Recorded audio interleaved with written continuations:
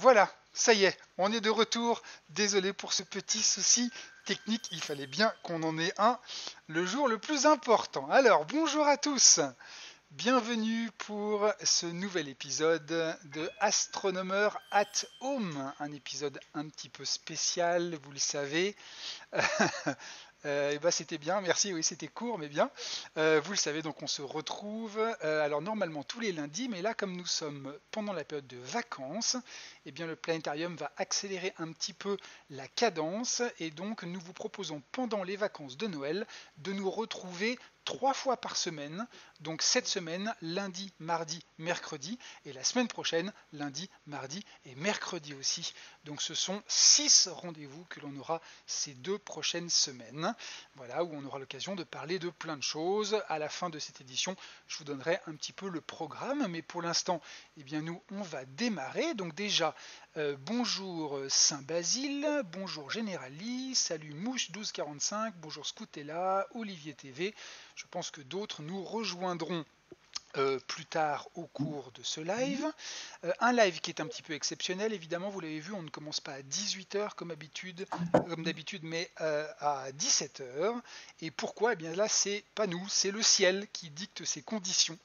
Et pour justement parler de cet événement assez exceptionnel qui s'appelle la conjonction de Jupiter et de Saturne, on va en parler pendant une heure et demie ensemble, eh bien j'ai le grand plaisir d'avoir 2 invités avec moi. Le premier que vous voyez actuellement, eh bien c'est Olivier Lasvernias.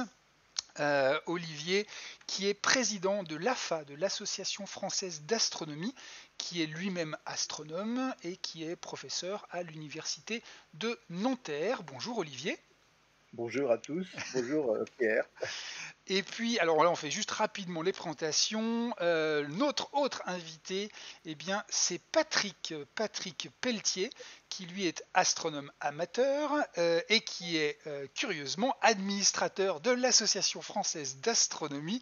Vous l'aurez compris, aujourd'hui, notre partenaire principal, c'est l'AFA, Association française d'astronomie, qui elle organise beaucoup de choses et avec qui on a plaisir à faire ce live. Bonjour Patrick.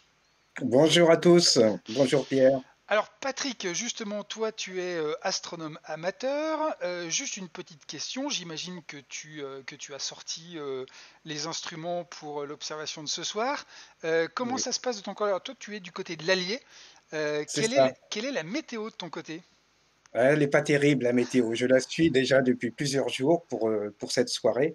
J'ai eu quelques éclaircies hier soir, mais là, toute la journée, c'est la grosse pluie. J'ai peut-être, je dis bien une ouverture vers 18 heures, mais ça reste encore incertain. Je surveille Météo Radar. D'accord, très bien. Bon, de toute façon, alors, pareil dans le chat, hein, bonjour à tous ceux qui viennent aussi de nous retrouver. Salut Zygomatix, salut Nymphadora, Olivier, Anda46, Ariane, bien sûr. Bonjour Ariane. Et est-ce que vous pourriez nous dire dans le chat quel temps il fait chez vous? Parce que, donc, pour toi, Patrick, pour l'instant, c'est mort pour l'observation. C'est mort. Pour moi, donc sur la région lyonnaise, c'est pareil, il fait mauvais et il pleut. On va revenir sur Olivier. Voilà, Olivier, quel temps il fait chez toi à Paris? C'est très très pluvieux, hein. C'est gris, gris, on voit rien du tout et c'est très très très très très humide. Ok. Donc Mouche nous dit que c'est couvert en Aveyron. Mister Tenaka sur Paris, c'est l'enfer.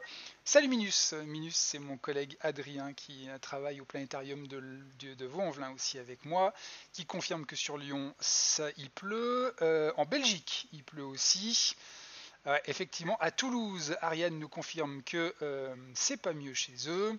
Alors, c'est mal parti, je suis d'accord avec toi, Saint-Basile. Alors, c'est mal parti pour les observations. Au Calvados, c'est pareil. L'idée était évidemment dans la situation optimale que, en même temps que nous, on observe, hein, puisque Patrick avait déjà commencé à poser ses télescopes, on voulait retransmettre ça avec vous. L'idée c'était qu'on puisse vous montrer ça dans le ciel, que vous sortiez pour regarder avant de revenir sur le live par la fenêtre, etc. Alors malheureusement, on est tous à peu près dans le même jus, c'est-à-dire que là ça va être compliqué à observer. Mais rassurez-vous, le live n'en est pas compromis pour autant, parce que du coup on a quand même prévu de pouvoir non seulement discuter avec vous pendant au moins l'heure qui suit, ce qui est déjà pas mal.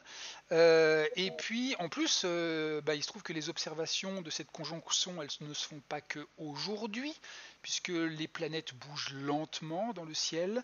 Donc ça fait déjà plusieurs jours que Jupiter et Saturne se rapprochent les unes des autres. Et maintenant la conjonction est à son maximum, c'est-à-dire que leur séparation est à son minimum, mais ça n'empêche pas que demain, après-demain, jusqu'à la fin de la semaine, Jupiter et Saturne seront encore relativement proches les unes des autres. Donc vous pourrez évidemment continuer à l'observer. Alors où est-ce qu'il faut regarder pour voir ça? On va en parler tout à l'heure en utilisant un petit logiciel très chouette qui nous permet de simuler le ciel. Alors Ariane a un ami qui est sur la côte basque. Elle ne sait pas si c'est mieux. Général Lee, ça lui rappelle le transit de Mercure il y a 4 ans, où effectivement le ciel était problématique. Ah d'accord, donc même au Portugal c'est nuageux, en Savoie ça marche pas. Bon bah au moins déjà on est, on est, bon, on est relativement uniforme sur la France, ça va, on n'a pas de personnes qui sont privilégiées par rapport aux autres. Mais effectivement, comme le dit Mouche 1245, hier déjà ou avant-hier, il y avait des créneaux, il faisait pas tout à fait aussi moche sur la France. Et on a pu commencer à observer. Et donc c'est pour ça que je suis très content. Je vais vous montrer quelques images. Alors on a des images, évidemment on va avoir des images de Olivier qui est actuellement à la webcam, des images surtout de Patrick qui nous a fait quelques images, hein, tu me confirmes, c'était quand? C'était hier ou avant-hier? C'était hier soir, oui. Hier soir, voilà, hier soir donc on était quasiment sur la conjonction optimale. Donc tu m'as donné des images, on va les regarder un petit peu tout à l'heure. Et puis nous avons aussi de l'AFA toujours, hein, nous avons d'autres images qui nous ont été données par Eric Pied-Noël, aussi, qui a fait des images avec son appareil photo. On pourra aussi donner éventuellement des conseils aux personnes qui sont avec nous dans le live, s'ils se demandent comment faire sans avoir un gigantesque télescope. Est-ce qu'on peut observer cette conjonction? Est-ce qu'on peut l'immortaliser? Je pense que Patrick, tout à l'heure, tu nous donneras un peu des conseils simples pour pouvoir faire ça. Est-ce qu'on peut faire ça avec le téléphone portable? Voilà, on te posera des questions. Mais pour l'instant, on va montrer un petit peu cette fameuse conjonction. Alors, en vrai, c'est compliqué, mais heureusement, il nous reste encore le virtuel. Alors, je vais revenir sur toi, Olivier, parce que si tu veux bien, on va commencer plutôt sur cette première partie à discuter un peu avec toi. Juste avant que l'on parle, alors peut-être même pas de la conjonction d'aujourd'hui, mais c'est pas la première fois dans l'histoire de l'humanité qu'il y a ce genre de conjonction. Et là, c'est ton véritable domaine de recherche, de compétences. Tu as plein de choses à nous raconter là-dessus, sur les précédentes conjonctions, sur l'influence qu'elles ont peut-être eue dans l'histoire. Alors, juste avant, qu'est-ce que c'est qu'une conjonction? Alors, je vais revenir sur déjà une petite définition. Hop, on va aller sur la page web qui est ici. Alors, moi, je vais sur un site qui est intéressant qui s'appelle The Sky Live, THESKYLIVE. C'est une page web, hein, theskylive.com. Et donc sur ce site, ce qui est intéressant, c'est qu'on voit justement l'état du système solaire en temps réel. On peut aussi le regarder il y a 500 ans, demain, avant-hier, etc. Donc on voit en fait la position actuelle des planètes dans le système solaire, avec aussi le reste de l'univers. On voit la Voie lactée qui est en fond. On a les planètes, on peut afficher aussi des comètes. Alors il y en a beaucoup, là j'en ai mis qu'une seule. Vous voyez, là on a cette grande comète qui est la comète S3, dont on a un petit peu parlé aussi dans l'actualité astro. Alors cette comète, hein, vous voyez que c'est une comète à période longue, hein, elle tourne autour du Soleil, mais elle s'en éloigne énormément, infiniment plus loin que l'orbite de Neptune, et puis elle revient régulièrement tous les quelques milliers d'années. Mais là, c'est pas ce qui nous intéresse. Nous, ce qui nous intéresse surtout, c'est Jupiter et Saturne. Donc vous les voyez, Jupiter et Saturne sont à droite sur l'écran. Qu'est-ce que c'est qu'une conjonction? Eh bien, c'est le moment où, justement, vu depuis la Terre, deux planètes semblent au même endroit dans le ciel. Alors, elles ne sont pas réellement, elles ne vont pas se percuter, puisque comme vous le voyez, on va rappeler quand même que Jupiter et Saturne, on en reparlera avec Olivier tout à l'heure, ne sont pas à la même distance évidemment de la Terre, Mais regardez, si par exemple, je me mets sur la Terre et je regarde dans la direction de Jupiter et de Saturne, eh bien vous voyez que aujourd'hui, actuellement, Jupiter, Saturne et la Terre sont quasiment alignés. Et c'est pour ça que depuis la Terre, eh bien, on les voit toutes les deux au même endroit dans le ciel, même si Saturne est un petit peu plus loin que Jupiter. Voilà. Et pour voir à quoi ça ressemble dans le ciel, eh bien là, on va passer à une autre fenêtre. Donc cette fois-ci, on ne va plus utiliser de page web, on va utiliser un petit programme, j'en ai déjà parlé pour ceux qui suivent ces lives du planétarium, vous le savez, il y a un petit logiciel qui est totalement gratuit, que vous pouvez tous télécharger sur n'importe quelle plateforme, Mac, PC, Linux même, pour ceux qui veulent, et on a ici ce logiciel qui s'appelle Stellarium, et qui nous montre l'état du ciel actuel. Alors c'est vrai que l'image, voilà, ça y est, tout le monde la voit, ok. Donc certains d'entre vous effectivement connaissent Stellarium. Actuellement, ce logiciel nous montre pareil l'état du ciel actuellement, tel qu'on le verrait si il faisait beau. Donc là, le soleil est en train de se coucher, a commencé à se coucher. Normalement, il ne fait pas nuit encore maintenant, mais vous le voyez, on commence, même alors qu'il ne fait pas encore nuit, à voir le point le plus brillant du ciel actuellement, c'est Jupiter, effectivement. Et si je demande à ce logiciel d'accélérer un petit peu le temps et de nous emmener vers 17h30, 17h40, voilà, et bien bas sur l'horizon, du côté sud-ouest, c'est vraiment là où il faudra regarder chaque soir ces prochains jours.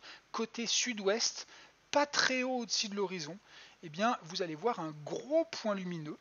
Et en fait, ce gros point lumineux qu'on a ici, eh bien en réalité, ça n'est pas un point. Si vous regardez ça avec une simple paire de jumelles, eh bien vous allez voir qu'en réalité, il y a deux points très rapprochés l'un de l'autre, un dixième de degré à peine dans le ciel.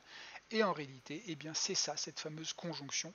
Ce sont ces deux planètes, Jupiter et Saturne, qui, vous le voyez, vu depuis la Terre, eh bien, ont l'air d'être quasiment au même endroit sur la voûte céleste, ce qui est évidemment une aubaine gigantesque pour les astronomes amateurs, puisque c'est très très rare les moments où on peut prendre en photo avec son télescope, au même endroit sur la même photo, à la fois les deux géantes du système solaire.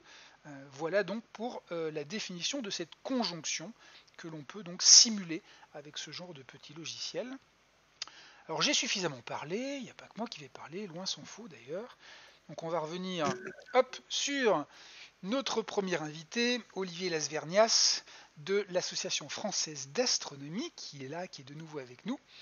Alors, Olivier, qu'est-ce que tu peux nous raconter un peu sur cette conjonction et puis sur les conjonctions en général que l'on a peut-être déjà pu voir ou qu'on pourra voir plus tard dans le ciel? Alors déjà, effectivement, les conjonctions, comme tu viens de le dire, c'est un spectacle extraordinaire. Ça a l'air de rien, mais même quand on a l'habitude de regarder Jupiter et Saturne au télescope, c'est une émotion extraordinaire de les voir dans le même champ, parce que on a le souvenir de l'anneau de Saturne, on a le souvenir des satellites de Jupiter, mais finalement, tout d'un coup, se rendre compte qu'ils peuvent se retrouver aussi près que ça, en gros, ils sont à 6 minutes, à 6 minutes d'arc, ils sont à un dixième du diamètre de la Lune l'un de l'autre, quoi. Ils sont vraiment côte à côte et on peut faire des photos où on voit, on en a déjà vu hier soir sur Facebook, hein, on peut faire des photos où on voit les détails sur les anneaux de Saturne, la division de Cassini, les bandes de Jupiter, etc., dans le même champ. Enfin, c'est vraiment, c'est pas seulement deux pour le prix d'un, c'est vraiment un spectacle absolument extraordinaire. Ça c'est au télescope. Mais en fait, à l'œil nu, c'est génial parce que c'est un spectacle qui dure en fait depuis des jours et qui va encore continuer. Dans le ciel, Jupiter et Saturne semblent se rapprocher. C'est pas exactement comme si elles se doublaient bêtement dans le ciel, comme on l'a vu tout à l'heure sur The Sky Live. Hein, nous-mêmes, on est en train de tourner. Hein, donc, on peut dire que Jupiter tourne dans le stade céleste à l'intérieur de l'orbite Tiens, de Saturne. je vais Si tu revenir remontes, dessus. Ouais, je ouais, vais si revenir tu remontes dessus. sur le D'ailleurs, Sky Live, une personne redemandait le nom du site, c'est The Sky Live. THESKYLIVE, Voilà. theskylive.com. Là, quand on voit comme ça, on voit très bien ce qui se passe. C'est un espèce de stade. Tout le monde court sur sa piste. On tourne tous dans le même sens autour du Soleil. Hein. Et simplement, nous, on tourne en un an. Le petit point bleu, là, on fait notre tour autour du Soleil en un an. Jupiter fait son tour en 12 ans. Saturne en 29 ans. Donc, tout bêtement, Jupiter double Saturne à la corde. Et alors, en fait, ça se passe tous les 20 ans à peu près, qu'elle double à la corde. Mais en même temps, nous, on fait notre petit rond autour du Soleil, ce qui fait que la figure, elle est un peu déformée en quelque sorte. On verra ça peut-être tout à l'heure, c'est ce qu'on appelle des mouvements rétrogrades. Et du coup, finalement, au lieu d'être simplement Jupiter qui se rapproche de Saturne, qui la double puis qui repart, elle se tourne un peu autour dans le ciel. Tout à l'heure, dans le chat, on nous demandait à quelle heure c'est au plus près. Alors, je vais répondre, c'est ce soir en temps universel à 18h21, donc en heure de Paris, 19h21 que c'est au plus près. Mais en fait, le mouvement visible, il est un mouvement où ça semble faire un espèce de ballet, un peu comme si elle dansait l'une autour de l'autre. Donc c'est vraiment un spectacle, et à l'œil nu, d'un soir sur l'autre, c'est très très étrange. Et en fait, ces grandes conjonctions, évidemment, elles ont passionné les astronomes depuis que l'homme regarde le ciel, c'est-à-dire depuis que l'homme a un cerveau. Quoi. Et c'est fantastique parce qu'on a plein d'histoires sur les conjonctions précédentes. Il y a une grande conjonction, je l'ai dit tout à l'heure, à peu près tous les 20 ans, hein, puisque Jupiter tourne en 12 ans et Saturne se déplace un peu, elle se rattrape tous les 20 ans. La plupart des conjonctions ne sont pas aussi serrées que celles de cette année. Hein. Quelquefois, ça passe à 2-3 degrés au-dessus ou en dessous. Hein. Là, on voit bien ce qui se passe. Donc, celle de 2020, elle est vraiment très très serrée. Et effectivement, il n'y en a pas eu d'autres aussi serrées depuis 1624. Mais en fait, il y en a quand même tous les 20 ans. Et ces phénomènes-là, ils ont intéressé beaucoup d'astronomes qui essayaient de comprendre ce qui se passait ou de prédire ce qui se passait. Il faut se souvenir que l'astronomie et l'astrologie ne se sont pas séparées avant l'époque moderne, avant le XVIIe ou le XVIIIe siècle. Donc ces mouvements d'astres très brillants dans le ciel, ils étaient évidemment liés à toute une série de croyances. Vous voyez sur la figure que là, ça se passe dans la direction du Sagittaire et du Capricorne. On peut le voir aussi sur Stellarium. Et donc, ces mouvements d'astres dans le ciel devant le fond des constellations, ça a inspiré beaucoup de croyances, beaucoup d'interprétations, etc. Tiens d'ailleurs, je vais justement revenir sur Stellarium. Tu en parlais tout à l'heure. Parce Oui, que, pour nous ouais, montrer. voilà, pour montrer un petit peu ces espèces de mouvements apparents dont tu parlais. Donc ça, c'est la position donc, de Jupiter et Saturne. Quelqu'un demandait tout à l'heure dans le chat, est-ce que quand on prend la photo de Saturne, est-ce que le point le plus brillant à côté de Saturne, est-ce que c'est Titan, son satellite? Oui, Oui, en général, effectivement, Titan, c'est le satellite qui est un satellite qui est tellement gros que c'est quasiment une petite planète qu'on pourrait compter sur une planète s'il tournait pas autour de Saturne.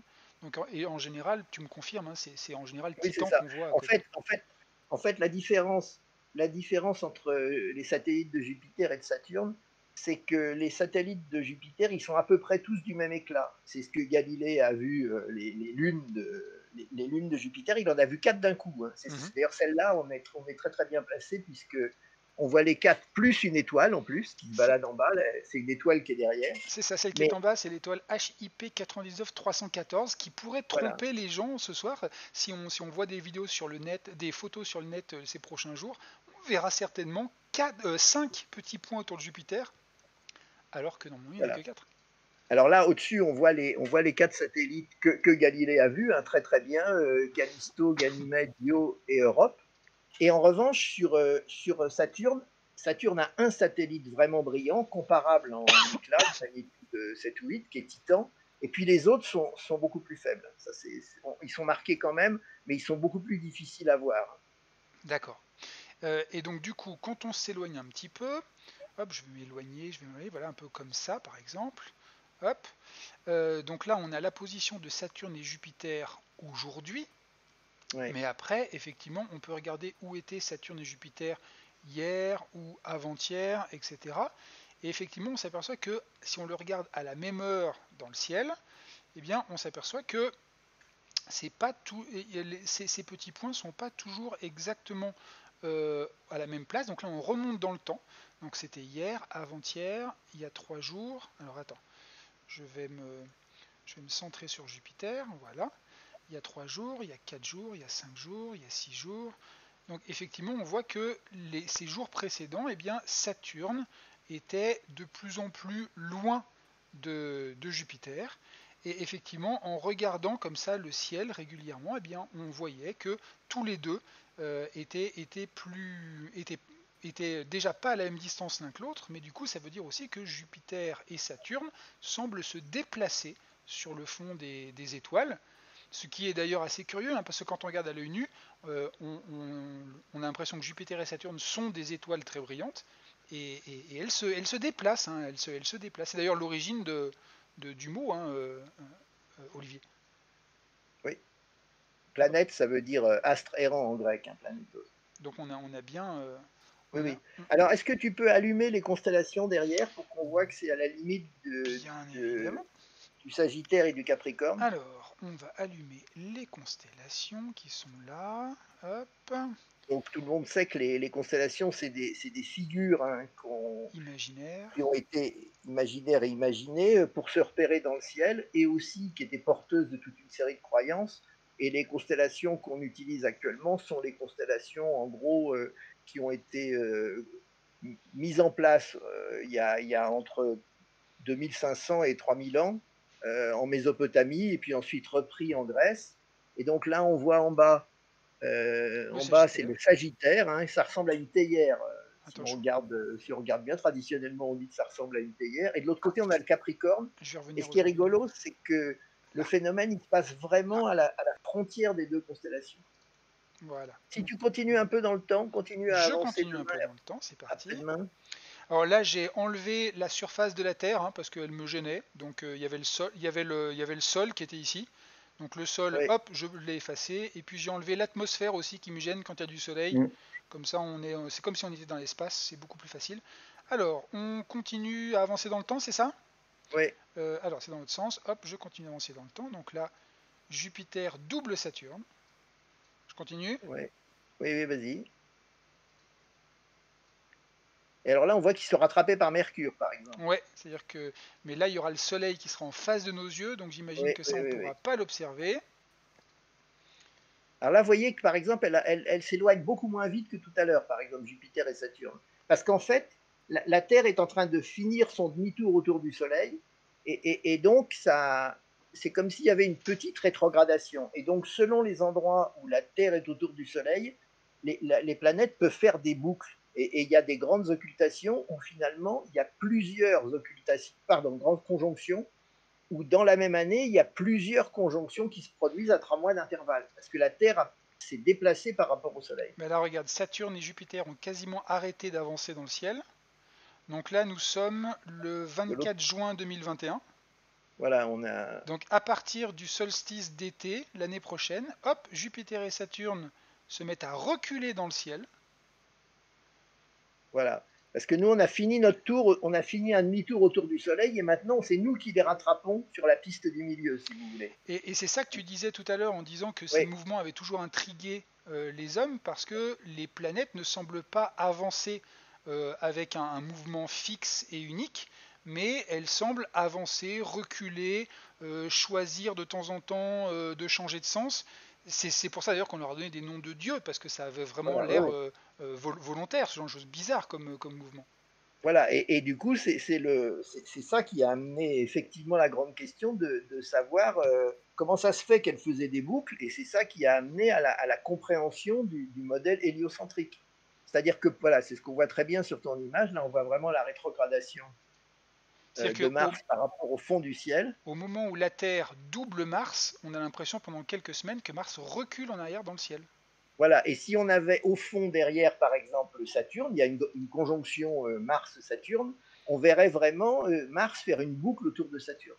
D'accord, donc il faut vraiment par contre que ces alignements soient assez parfaits, ça n'arrive pas tout le temps. Hein. Voilà, et c'est comme ça qu'on a compris effectivement, le meilleur modèle pour expliquer ce qui se passait, c'était d'avoir un soleil au centre et la Terre qui tourne autour comme les autres planètes. Et c'est ça qui a expliqué observationnellement le modèle héliocentrique. D'accord. Bien sûr, on pourrait expliquer avec des systèmes de cercles qui se tournent les uns autour des autres aussi le même phénomène avec une Terre au centre, mais ça serait un système beaucoup plus compliqué. Ici, on a Alors, l'illustration de ce que tu disais. En voilà. 2018, il y a 2 ans, et un astronome avait pris la position dans le ciel de la planète Mars très régulièrement, tous les 2-3 jours. Et effectivement, en prenant la même photo au même endroit tout le temps de la même partie du ciel, eh bien, on voit que non seulement Mars semble se déplacer dans le ciel, mais on a ce fameux mouvement apparent où Mars a l'air de reculer. En fait, c'est un peu comme quand on est sur l'autoroute et que je double un camion. Moi, de mon point de vue, j'ai plutôt l'impression que c'est le camion qui recule. Oui, C'est ça. exactement. D'accord. Alors, est-ce que tu peux aller maintenant, puisque tu m'as proposé de parler des autres grandes conjonctions, Oui, est-ce que tu pourrais aller en octobre 1604 en octobre 704, bah, évidemment, il n'y a qu'à demander. avec le stellarium? Allez, Alors, en Stellarium, fait, je la t'en prie. conjonction d'octobre 1604, elle était moins serrée que celle de 1624, j'ai dit à peu près tous les 20 ans. Mais c'est une conjonction absolument extraordinaire, comme vous allez le voir. D'abord parce qu'il y avait Mars en plus qui était dans le coin. Donc ça faisait en gros un triangle de 3 planètes. Voilà, là ça y est, on voit très bien, si tu peux grossir un peu. On Euh, voit Jupiter. on voit Jupiter, Mars et Saturne. Voilà, vous voyez, en fait c'était une triple conjonction. Et alors, c'est une conjonction qui a été observée par l'astronome Kepler. Donc on est en 1604, hein, Kepler, Tycho Brahe est mort et Kepler continue les observations, travaille sur les mouvements des planètes, il essaie de comprendre et il est fasciné par ces moments qui vraiment permettent de comprendre les modèles de rotation des planètes que sont les grandes conjonctions. Et là, il a un spectacle de rêve qui est une triple conjonction. Alors, elle n'est pas très serrée, mais une triple conjonction.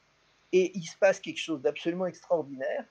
Si tu peux passer la diapo justement où on voit la tête de Kepler. Oui, oui, tout Voilà, à fait. Tu m'avais envoyé une image. On va la voilà, mettre. Alors, bouge pas, je te la montre. voilà. C'est celle-ci, si je me trompe pas. Voilà. En fait, voilà, c'est ça, exactement. Kepler, il est en train de regarder cette superbe conjonction qui se passe à la limite de ce qu'on appelle aujourd'hui Ophiuchus, hein, le Serpentaire.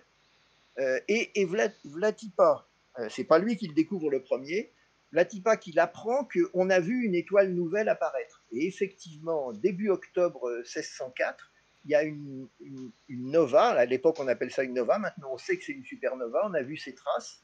Il reste le nuage de gaz que vous voyez en haut à droite de l'image. Cette étoile nouvelle est apparue et elle est apparue, alors là, carrément, exactement au milieu, au barycentre, comme on dit, du triangle Mars, Jupiter et Saturne. Il pleut, c'est comme aujourd'hui, il pleut à Prague pendant 15 jours et Kepler va l'observer simplement le 17 octobre.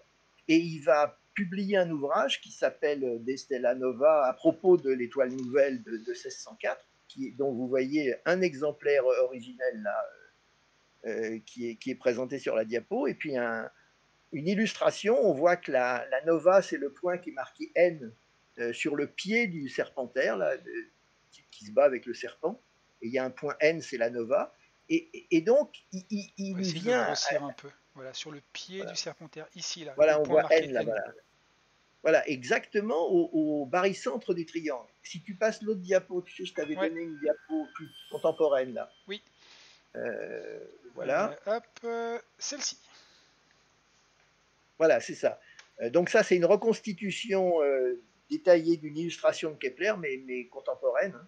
Et voyez où c'est, hein. Alors c'est pas exactement, j'exagère un peu quand je dis que la nova est au centre de gravité du triangle. Le triangle est très aplati à ce moment-là, mais elle est bien au milieu entre Jupiter et Saturne. Et donc lui, à l'époque l'astrophysique n'a pas encore vraiment débuté. On ne sait pas comment se forment les étoiles, comment elles naissent, etc., hein. Et donc lui, il a l'hypothèse que cette nova, elle est créée par la conjonction. C'est-à-dire que trois le planètes. fait que les 3 planètes soient proches l'une de l'autre, ça crée une nouvelle étoile. Exactement. De toute façon, c'est ce qu'il observe. Ouais. Et évidemment, il n'a pas le recul pour se dire que finalement, c'est peut-être simplement un autre phénomène complètement Une décorrélé. coïncidence. Voilà, il aurait pu le penser parce qu'il y a eu une grande nova observée aussi en 1572 par Tycho Brahe. Donc, il y a eu 2 novas très brillantes, 2 supernovas très brillantes l'une après l'autre. Mais néanmoins, lui, il n'a pas cette idée-là. Il est persuadé que c'est ça et il lui vient une idée géniale. Il se rend compte qu'il y a eu un ensemble de grandes conjonctions Jupiter et Saturne en -6, 7 ans avant la naissance du Christ. Hein. Et donc, il se dit, mais alors, l'étoile de Bethléem, si ça se trouve, en fait, l'étoile de Bethléem, elle a été créée par la grande conjonction de -6. Et ce que les rois mages, selon l'évangile de Matthieu, ce que les rois mages sont allés chercher à Bethléem, c'est observé, c'est indiqué par une nova qui a été créée par la grande conjonction. Et donc, il fait toute une théorie, alors une théorie qui n'est pas neutre, puisqu'elle dit que finalement, l'ère chrétienne n'a pas commencé en l'an 1, mais a commencé En en l'an -6. -6, hein, avec le 0, et qu'effectivement, ce qu'on a pris pour ce qu'on a appelé l'étoile de Bethléem, c'est certainement une nova créée par Mars, Jupiter et Saturne. Et donc il fait Si l'hypothèse que chaque conjonction crée des novas, En crée tout des cas, nouvelles étoiles. voilà, en tout cas, qu'il peut y avoir des novas créées par les conjonctions et que c'est ça qui explique l'étoile de Bethléem. Si tu D'accord. nous emmènes en -6, tu peux Alors, nous emmener. je vais t'emmener en -6. Pendant que je t'emmène en -6 avec Stellarium, j'ai une question de Encelade qui qui te demande à partir de quel angle est-ce que, parce que quand les planètes sont proches, on dit que c'est une conjonction, quand elles sont très très loin, on parle plus de conjonction. C'est quoi la limite à partir de quel angle on considère qu'elles sont assez proches pour dire, allez, elles sont dans le même coin, c'est une conjonction? Ah ben, c'est une conjonction quand elle la double. C'est pas compliqué. C'est-à-dire que, en fait, c'est comme les coureurs. Vous voyez, vous avez l'Américain qui est sur la piste 3 et le Russe qui est sur la piste 4, puis à un moment, le Russe a doublé l'Américain ou l'Américain a doublé le Russe. Et bien là, c'est pareil. Hein. Ils ne peuvent pas être très éloignés. On est dans la même piste qui est le stade du système solaire. Et donc, il y a conjonction quand elles passent, en fait, exactement toutes les deux dans la même direction vue de la Terre. D'accord. Donc, elle peut passer au-dessus ou en dessous. Vous Mais il voyez, n'y a pas d'angle minimum. non, non, c'est le moment où elles ont la même longitude géocentrique, si on veut. D'accord. Alors là, on arrive. Alors effectivement, il y a quelqu'un dans le chat qui disait Stellarium, c'est le Tardis de l'astronomie. C'est vrai qu'on voyage vraiment, on Ah oui, voyage oui, très oui. très très bien dans le temps avec ce genre de logiciel. Oui, alors c'est Euh, de l'autre côté du ciel, je crois. On est. alors là, je suis au sud-ouest. La Vas-y, conjonction, c'est à l'est, c'est à l'est. c'est à l'est, à l'est. Et Euh, va plus tard dans la nuit. plus tard dans la nuit, 22h, 23h. Alors tiens, on va laisser passer, on va laisser tourner la Terre doucement, histoire que ce soit pas trop violent. Voilà. Est-ce que j'ai des planètes qui se lèvent? J'ai pas de planète en -6 avant Jésus-Christ. C'est quoi cette histoire? Et en octobre? Non, je suis en avril. Et je suis en Ah, en avril octobre. parce que justement, j'ai préparé un petit truc. C'était fait exprès. Voilà, Jupiter et Saturne. Ok, Jupiter et Saturne. Donc Mm. voilà, on va les mettre au milieu de l'écran. Alors On là, va. tu as enlevé l'horizon. Il faut comprendre, Oui, on voit le soleil parce que tu as enlevé l'horizon. j'ai enlevé l'horizon parce que Mm. l'horizon m'embête. Et puis comme dans un planétum, on fait un peu ce qu'on veut. On peut enlever la Terre qui nous embête. On peut regarder en dessous de l'horizon. Donc là, j'ai Jupiter et Saturne. Voilà. Donc effectivement, Voilà. on est près d'une conjonction. Et maintenant, je vais accélérer le temps. Donc on est en Oui. -6 avant Jésus-Christ. Et il va y avoir ce que tu nous avais expliqué tout à l'heure qui est absolument Alors, magique. Et qu'on va. j'en profite, Je j'en t'en prie. profite pour dire qu'il y a tout un problème avec l'an zéro. Hein. Quand il y a pas mal d'historiens qui parlent de l'année 7 avant Jésus-Christ, parce qu'en fait, il y a des calendriers dans lesquels on ne compte pas l'année 0. Nous, Ah oui. quand on dit en -6, c'est parce qu'on compte qu'il y a une année de 365 jours, etc., qui s'est écoulée en 0. Quoi. Donc en -6, de -6 à 0, il s'est bien écoulé 7 ans si on compte le 0. Oui, c'est ça. Alors, regarde, on va faire comme tout à l'heure. Chaque jour, on regarde Jupiter et Saturne Oui. au même endroit dans le ciel et on va regarder un peu ce qui se passe. Allons-y, on accélère. Donc, on passe de jour en jour et là, regardez bien, on a Ça se sent très, Jupiter oui. qui s'approche de Saturne petit à petit. Sauf que comme tout à l'heure, à ce moment-là, la Terre double Là, Saturne on et est en mai. Jupiter. On est en juin. En juin En maintenant, juin, voilà, vas-y. Jupiter, donc on a une première conjonction, mais là, la Terre double Jupiter, ce qui fait que Jupiter va progressivement changer son mouvement. Là, on est en juillet. Jupiter revient en arrière avec Saturne, mais comme Voilà. Jupiter revient en arrière plus vite que Saturne, tac, on a une deuxième En fait, conjonction quelques mois en plus fait tard. c'est nous qui tournons et qui reculons, quoi. Exactement comme on avait vu tout à l'heure. Voilà, et celle-là, c'est la conjonction d'octobre dont je te parlais tout à l'heure, qui est la D'accord. plus serrée. Donc là, on est Et en ça octobre. continue. Et ça continue, donc du coup le temps passe, et comme la Terre maintenant a terminé de doubler Jupiter et Saturne, elles vont reprendre leur sens normal, et on a une troisième conjonction qui est là le 12 décembre, moins 6. Voilà. Et ensuite elles repartent sur leur mouvement normal. Alors là, juste quelques détails. Oui, Là, c'est vraiment l'historien des sciences qui reprend le dessus. C'est-à-dire que ce qui est absolument génial, c'est que on est allé voir ce qui se passait en moins 6 parce que Kepler pensait qu'il y avait une étoile nouvelle et qu'elle avait explosé. En gros, qu'il était apparu une étoile nouvelle et donc que c'est celle-là qu'avaient vu les rois mages. Mais en réalité, enfin les rois mages, les mages, hein, ils n'étaient jamais été rois, ces rois mages. Mais c'était les astronomes de Babylone ou des Mèdes, donc des peuples Mèdes. Et ce qui est absolument génial, c'est qu'aujourd'hui, on sait très bien qu'il n'y a pas de rapport entre des conjonctions phénomènes vus de la Terre qui sont un peu des phénomènes géométriques très très proches de la Terre et puis l'explosion d'une nova ou d'une supernova. En revanche, il y a depuis des astronomes et des historiens de l'astronomie qui se sont dit mais en fait Kepler avait quand même raison, c'est sans doute ça qui doit être le phénomène qu'on a appelé l'étoile de Bethléem, parce que ce que tu viens de nous montrer, c'est-à-dire ces différentes phases qui ont marqué toute l'année -6, où Jupiter et Saturne se sont tournés autour, ça c'était vraiment quelque chose qui était frappant pour les astronomes et qui étaient aussi des astrologues hein, à l'époque. Et donc le modèle, qui est un modèle qu'on attribue à un astronome allemand qui s'appelle Münster, c'est de dire, Münter, pardon, c'est de dire que finalement, en fait, ces phénomènes-là, ils se sont produits à plusieurs reprises dans l'année. Une fois au printemps, en juin, il y a eu un premier très très fort première rapprochement. conjonction. Ouais. Première conjonction. En octobre, vers le 10 octobre, il y a eu une deuxième conjonction. Et comme par hasard, quelques jours avant le 25 décembre, il y en a eu une troisième. Et donc, Münter, il a lu l'évangile de Matthieu qui raconte exactement ça. Il raconte que les astronomes, les mages mèdes, sont partis de Babylone, enfin, disons, de la Mésopotamie, en gros. Ils sont partis parce qu'ils avaient vu des phénomènes étranges dans le ciel et ils ont revu ces phénomènes en décembre.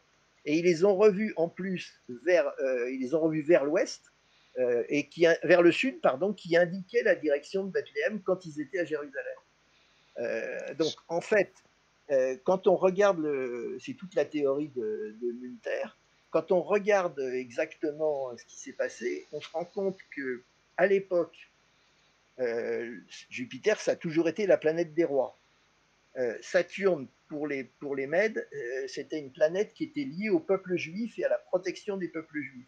Tout ça, ça se passait comme par hasard dans la constellation des Poissons, qui aussi, selon beaucoup de sources, était aussi lié à la fois aux premiers chrétiens et aux juifs.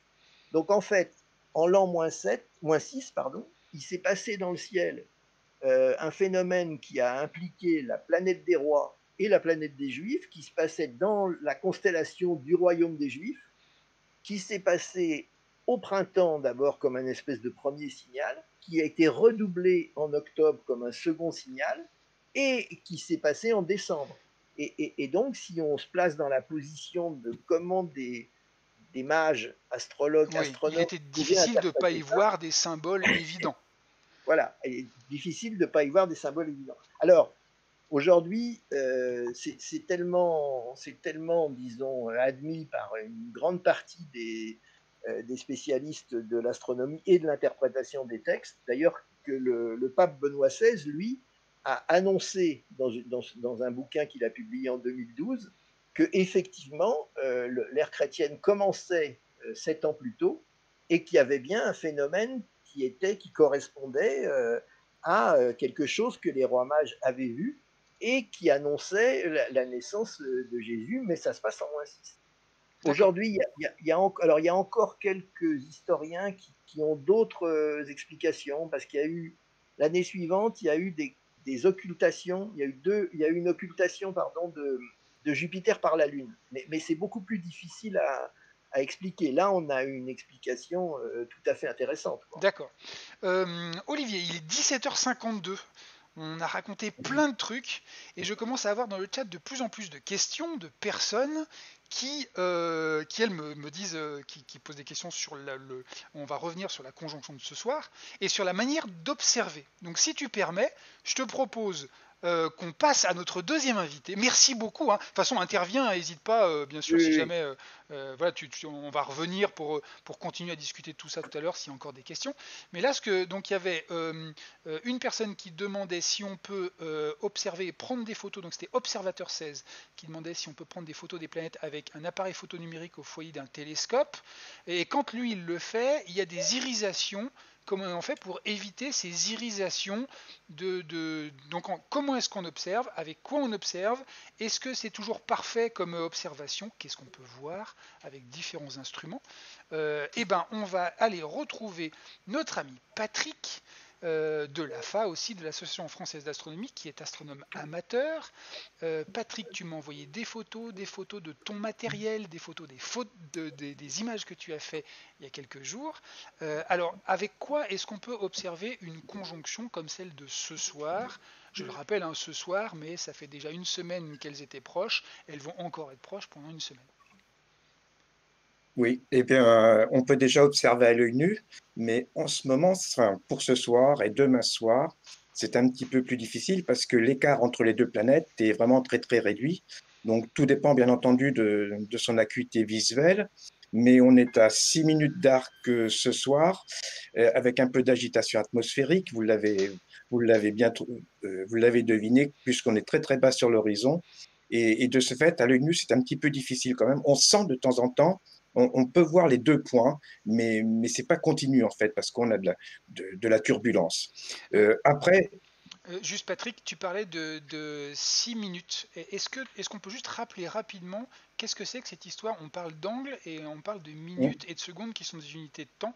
Juste oui, comment c'est quoi une minute pour un astronome amateur? ben, pour vous donner une échelle, la Lune, lorsque vous regardez la pleine Lune, le diamètre angulaire fait 30 minutes d'arc, un demi-degré. Donc Et c'est-à-dire donc, que 1 degré, on le divise en 60, ça fait une oui, minute d'angle. Et cette minute, on la divise en 60, ça fait une seconde d'angle, un peu comme le c'est temps, c'est ça, ça? D'accord, c'est ok. ça, c'est Ok. ça. Donc, ce soir, on est à peu près 6 minutes d'arc, ce qui représente à peu près un cinquième du diamètre lunaire. Ok, donc c'est quand même tout petit, hein. C'est tout petit, c'est tout petit. Donc, l'idée, c'est de grossir un petit peu pour mieux voir ce phénomène. Eh bien, la meilleure solution, enfin, l'une des solutions, c'est d'utiliser une paire de jumelles. Et là, donc, on va voir les deux astres dans le champ. On ne verra pas l'anneau de Saturne, puisqu'il faut un grossissement minimum de 60 fois pour voir l'anneau de Saturne. Mais on verra très, très bien les satellites galiléens autour de Jupiter. Alors là, j'ai mis, là, tu le vois, hein, j'ai mis Oui, ton setup. Tu peux nous oui, c'est décrire un ça. peu ce que tu as sur cette image? Alors, sur la partie gauche, sur un trépied photo très simple, c'est un gros téléobjectif de 400 mm de longueur focale, et ce qui permet donc de faire des poses en statique, mais il faut faire des poses rapides parce que la Terre tourne, et dans ce cas, je suis limité à peu près à 2 secondes. Au-delà de 2 secondes, je vais avoir un petit segment. Les planètes vont se déplacer un petit peu. En fait, c'est la Terre qui tourne, et ça va me produire un petit segment. Donc, il faut travailler en pose courte. Quand on fait ce genre d'image, pour travailler en pose courte, on va ouvrir le diaphragme au maximum et on va monter la sensibilité ISO à 3200, 6400 ISO ou 12000 ISO pour des boîtiers très récents. Et donc, c'est pratiquement de l'instantané. Et là, on a des images ponctuelles, et on peut voir Jupiter, on peut voir Saturne. Mais là, après, il faut doser un petit peu le temps de pause pour ne pas trop surexposer Jupiter de manière à avoir aussi les anneaux de Saturne. Donc, il faut multiplier les poses et travailler en haute résolution des fichiers RAW, des fichiers qui sont costauds pour pouvoir les travailler par la suite. Encelade dans le chat nous demande pause courte, combien de secondes? Donc tu le disais, c'est pas plus de 2 secondes de pause. Pas plus de 2 secondes de pause avec un 400 mm. Bien entendu, si vous prenez un objectif de plus grand angle, un 50 mm, 35 mm, les deux points seront très très serrés. Et là, donc, on pourra augmenter un petit peu le temps de pause puisque la longueur focale est beaucoup plus courte. Je vais montrer une photo que tu as fait. Ça, c'est une photo que tu as fait avec Avec le ce setup, hein, boîtier, c'est ça? avec ce setup, c'est ça. Oui, oui. Donc, c'était hier Alors, soir. est-ce que tu peux nous décrire un peu? Oui, alors en bas, donc le gros point brillant, c'est Jupiter. Et Attends, puis on voit des petits points, un petit point au-dessus, c'est un des satellites de Jupiter. je vais essayer de les grossir un petit peu si je peux. Hop, Ouais. voilà. Voilà, Ok. c'est ça. Et puis au-dessus, donc on a Saturne, mais Saturne, on ne peut pas voir l'anneau, c'est difficile, hein. Euh, la- L'appareil photo, il n'a pas les propriétés de l'œil. Avec l'œil, quand on met l'œil derrière un télescope, on voit à la fois des détails sur Jupiter et l'anneau de Saturne, comme l'a expliqué Olivier tout à l'heure. Mais en photo, donc, c'est l'un ou l'autre en fait, hein. Si j'avais posé un tout petit peu plus longtemps ou augmenté la sensibilité ISO, j'aurais pu avoir un petit peu les anneaux de Saturne, mais j'aurais été complètement cramé au niveau de Jupiter. D'accord. Donc ça, c'était ton premier. Donc on peut essayer, hein, chez soi, si on a un appareil photo avec une petite Oui, vis et un trépied, on peut tout à oui, fait poser son appareil photo et faire des photos du oui, ciel, hein. C'est oui, pas un oui. truc d'astronome professionnel. Pas du tout, pas du tout. Non, non, non, non, c'est possible. Et à droite, donc, vous avez un petit instrument. C'est une lunette de 80 mm. Et là, donc, j'ai installé une petite webcam, une petite caméra pour faire cette fois donc un film vidéo. Et C'est la partie rouge qui est dessus? c'est la partie rouge qui est dessus. Voilà. Ok. Et donc, ça permet de réaliser un film du phénomène, en fait, et de mettre en évidence donc la turbulence et les défauts un petit peu parasites, le phénomène est très bas sur l'horizon, une dizaine de degrés, et on traverse une grosse épaisseur de l'atmosphère, et ce qui donc va disperser un petit peu les couleurs, et c'est pour ça qu'on a des irisations sur les images quand on travaille comme cela. D'accord. Donc là, on répète, hein, une lunette astronomique. Une Dessus, lunette astronomique. à la place de Oui, l'œil, il y a une webcam, hein, c'est ça. oui, Et puis là, c'est on a ça, le lien filaire de la webcam avec ton ordinateur, où là, c'est tu ça. es sur ton écran en train d'enregistrer une vidéo Voilà, comme si on avait l'œil à la lunette. tout à fait, tout à fait. D'accord. On montre un peu ce que ça donne en vidéo? Allez, Allez, allons-y, c'est parti. Décris-nous un peu ça. ouais. Alors là, il y a un Donc film. j'utilise. Voilà, ça c'est un film. Donc vous voyez, Jupiter est un peu surexposé. On ne peut pas voir les détails sur la surface de Jupiter, mais par contre, moi le but recherché c'était d'avoir aussi les anneaux de Saturne quand même. Là donc Saturne, on ne le voit plus. J'avais des passages nuageux, voilà, et ça revient. J'ai galéré un petit peu. Là j'ai monté un petit peu le gain, si vous voulez, mais pour j'essayais d'avoir les satellites autour de Jupiter, mais ça n'apparaît pas, c'est pas flagrant quand même, hein. D'accord. Mais voilà, C'est-à-dire que du coup, quand tu montes le gain, comme tu dis, du coup, Saturne devient plus visible, mais oui, Jupiter devient une patate blanchâtre, puisque c'est ça, c'est saturé sur le capteur. Et à l'inverse, voilà, hein, quand le nuage passe devant, voilà, on le voit bien, ouais, et que ça diminue la luminosité, du coup, oui, Saturne disparaît. Par contre, oui, Jupiter, on voit les bandes c'est noires sur ça. Jupiter, hein. Oui, oui, tout à fait, tout à fait. Mais sur Jupiter, on voit également donc un liseré coloré rouge en bas du Jupiter et un liseré coloré bleu au-dessus. Et ça, ce n'est pas un défaut optique de l'instrument, ni de la caméra, bien entendu, c'est simplement donc de la dispersion chromatique provoquée par l'atmosphère terrestre qui est vraiment, encore une fois, très, très épais. Donc, on traverse une grosse couche là quand on est sur l'horizon. Alors On a si, pu voir un petit peu les satellites, oui. si je me permets, hein, Patrick, du coup, dispersion chromatique, donc ça, c'est un terme technique pour faire chouette au repas de Noël, mais Mm. en gros, on est d'accord, c'est l'atmosphère qui va altérer la lumière et qui va Mm. faire un arc-en-ciel en fait, hein. C'est un peu C'est comme ça, quand la lumière passe dans une goutte d'eau, c'est ça. ça sépare les couleurs, et donc là Oui, l'atmosphère va laisser plutôt du bleu en haut de Jupiter et plutôt du rouge en ouais. bas de Jupiter. Oui, c'est ça. L'atmosphère se comporte un peu comme une lentille, mais une mauvaise lentille, qui va étaler un petit peu les couleurs. En fait, on va retrouver un petit peu les couleurs de l'arc-en-ciel. Alors, D'accord. il existe des systèmes pour corriger ce genre de défauts, qu'on appelle des correcteurs de dispersion chromatique. Enfin, je ne vais pas être trop technique, mais là, c'est vraiment trop bas sur l'horizon. Alors, voilà le logiciel que j'utilise. Il s'appelle Fire Capture. Donc, il y a beaucoup de paramètres, mais les principaux paramètres, ce sont les gains. Là où vous voyez la petite souris, on peut monter le gain, on peut changer un petit peu l'exposition également. Vous voyez, là, je monte le gain. J'essaie de trouver le bon compromis pour avoir les anneaux de Saturne et un Jupiter pas trop explosé quand même. Puisque effectivement le problème qu'on a, c'est que Jupiter étant plus lumineuse que Saturne, Oui, si ton oui, Jupiter tu le vois normalement, du coup Saturne est trop faible, et à c'est l'inverse, ça, si tu vois Saturne normalement, Jupiter est trop lumineuse. Donc c'est ça. c'est la difficulté d'avoir deux astres de luminosité différentes sur une seule et Oui. même image. Oui, oui, c'est ça. Enfin, c'est difficile, mis à part faire un montage, quelque chose comme ça, mais c'est difficile d'avoir toutes les informations sur les deux planètes simultanément. Mais on prend quand même la conjonction, hein, c'est quand même très joli, c'est un super souvenir. D'accord. Alors, il n'y a pas que toi, évidemment, qui prends des photos. Actuellement, en France, on est d'accord pour tout le monde qu'il pleut ou il fait mauvais chez tout le monde, hein, d'accord. Oui. Alors, il y a Saint-Basile qui demande, est-ce qu'il y a un endroit dans le monde où la conjonction est visible plus proche, plus haut au-dessus de l'horizon, plus proche du zénith? Parce que c'est vrai que pour nous, en France, là, ce soir, la conjonction est Mm, très très basse, les conditions sont mauvaises. Est-ce qu'en se mm. déplaçant sur la Terre, on pourrait voir Jupiter et Saturne au même moment, mais plus haut sur l'horizon, être moins affecté par l'atmosphère? Alors, je suis allé voir à La Réunion, donc à peu près moins 20 degrés de latitude sud, et le problème, c'est que les jours sont très longs, et donc sur la Réunion, eh bien, on peut voir le phénomène, mais à l'heure, quand la conjonction passe sur l'horizon, on est encore dans la lumière du jour. D'accord. Donc, c'est pas intéressant. Et je sais pas, j'ai pas regardé donc entre les deux sur l'équateur comment on pouvait observer. On peut D'accord. le faire avec Stellarium. D'accord.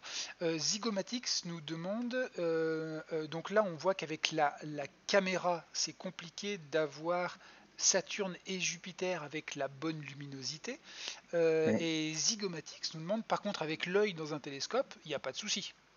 Ah, il n'y a pas de souci, bien entendu. Est un outil fabuleux et lui, donc, il s'adapte aux faibles flux et aux fortes lumières en même temps. Et ce qui permet donc de voir des détails à la fois sur Saturne et sur Jupiter. En même temps, d'accord. Ouais. On dit bonjour à INS Vidéo, donc Jean qui habite lui en Norvège et qui lui est désespéré parce qu'évidemment certains, dit-il, ne Ouais. pourront la voir parce que trop au nord et les planètes ne se lèvent plus. Quand on est en Et oui. Norvège en ce moment, eh bien Mm, Jupiter et Saturne restent tout le temps en dessous de l'horizon. mm, Désolé Yannis, c'est pour ça qu'on fait ce mm, live, au moins tu auras pu voir un petit mm. peu ça avec nous. Eric, bonjour Eric, Eric de Grenoble, qui est planétologue, qui nous demande la distance angulaire entre le Soleil et Jupiter et Saturne en ce moment. Alors Mm. je sais pas. Alors on a Olivier. Olivier, on ne t'entend pas. Olivier, Olivier. Alors, excuse-moi Patrick, je vais retourner Oui, sur Olivier. oui, oui, oui, oui. Olivier, on ne t'entend plus. Est-ce que tu nous entends? Fais-nous oui avec la tête si tu nous entends. Oui, tu nous entends, d'accord. Qu'est-ce qui s'est passé avec ton micro? Eh ben, on a coupé la chic à Olivier, c'est fou ça. Mm. Est-ce que tu as changé quelque chose? Alors, Olivier, je te laisse tester différentes choses, nous parler, hein, dès qu'on t'entendra, je te le dirai. Euh, je vais revenir en attendant qu'Olivier règle son petit problème. On répondra donc évidemment à Eric, hein, tout à l'heure avec Olivier. Altasio qui nous dit je suis dégoûté, hier soir je prépare tout le Mm. télescope, le réflexe, tout, et là il pleut. Oui, Et c'est les oui, joies oui. de. Oui, mais il faut quand même préparer, il ne faut pas se décourager. On a encore demain, on aura une meilleure météo en général sur la France. Mais hier soir, moi, j'ai eu une fenêtre de 15 minutes. 15 minutes. J'avais sorti mon matériel, j'avais tout bâché et j'ai eu une éclaircie, enfin un trou de 15 minutes. Et là, quand on est prêt, donc on peut shooter avec l'appareil photo, on peut faire des films, etc. Mais il faut se tenir prêt et être vigilant. Ah, C'est, on entend Olivier. Ah, Oui, Olivier? vous m'entendez là? Oui, on t'entend, Oui. très bien. Alors, je sais pas ce qui s'est passé. Oui, j'étais en train de dire que pour voir la distance angulaire, t'as qu'à retourner sur Skylive. On va la voir directement. Ouais. Ça doit être de 30 degrés, hein, parce que là, il est très bas sur l'horizon, entre 30 et 35 degrés, je pense. Entre 30 et 35 degrés. Mais Alors, regarde si tu peux aller sur. ouais, j'y retourne. Là, hop, on retourne voilà, sur Skylive. Hop, voilà. Donc là, on a la Terre. Parce Bah qu'en voilà. fait, nous, on passe à 150 millions de kilomètres du Soleil sur une base voilà. Tu vois l'angle là? Ouais, Ouais, je pense. effectivement. Là, c'est On un est, peu plus. Ouais, j'aurais dit 35 degrés là au pif.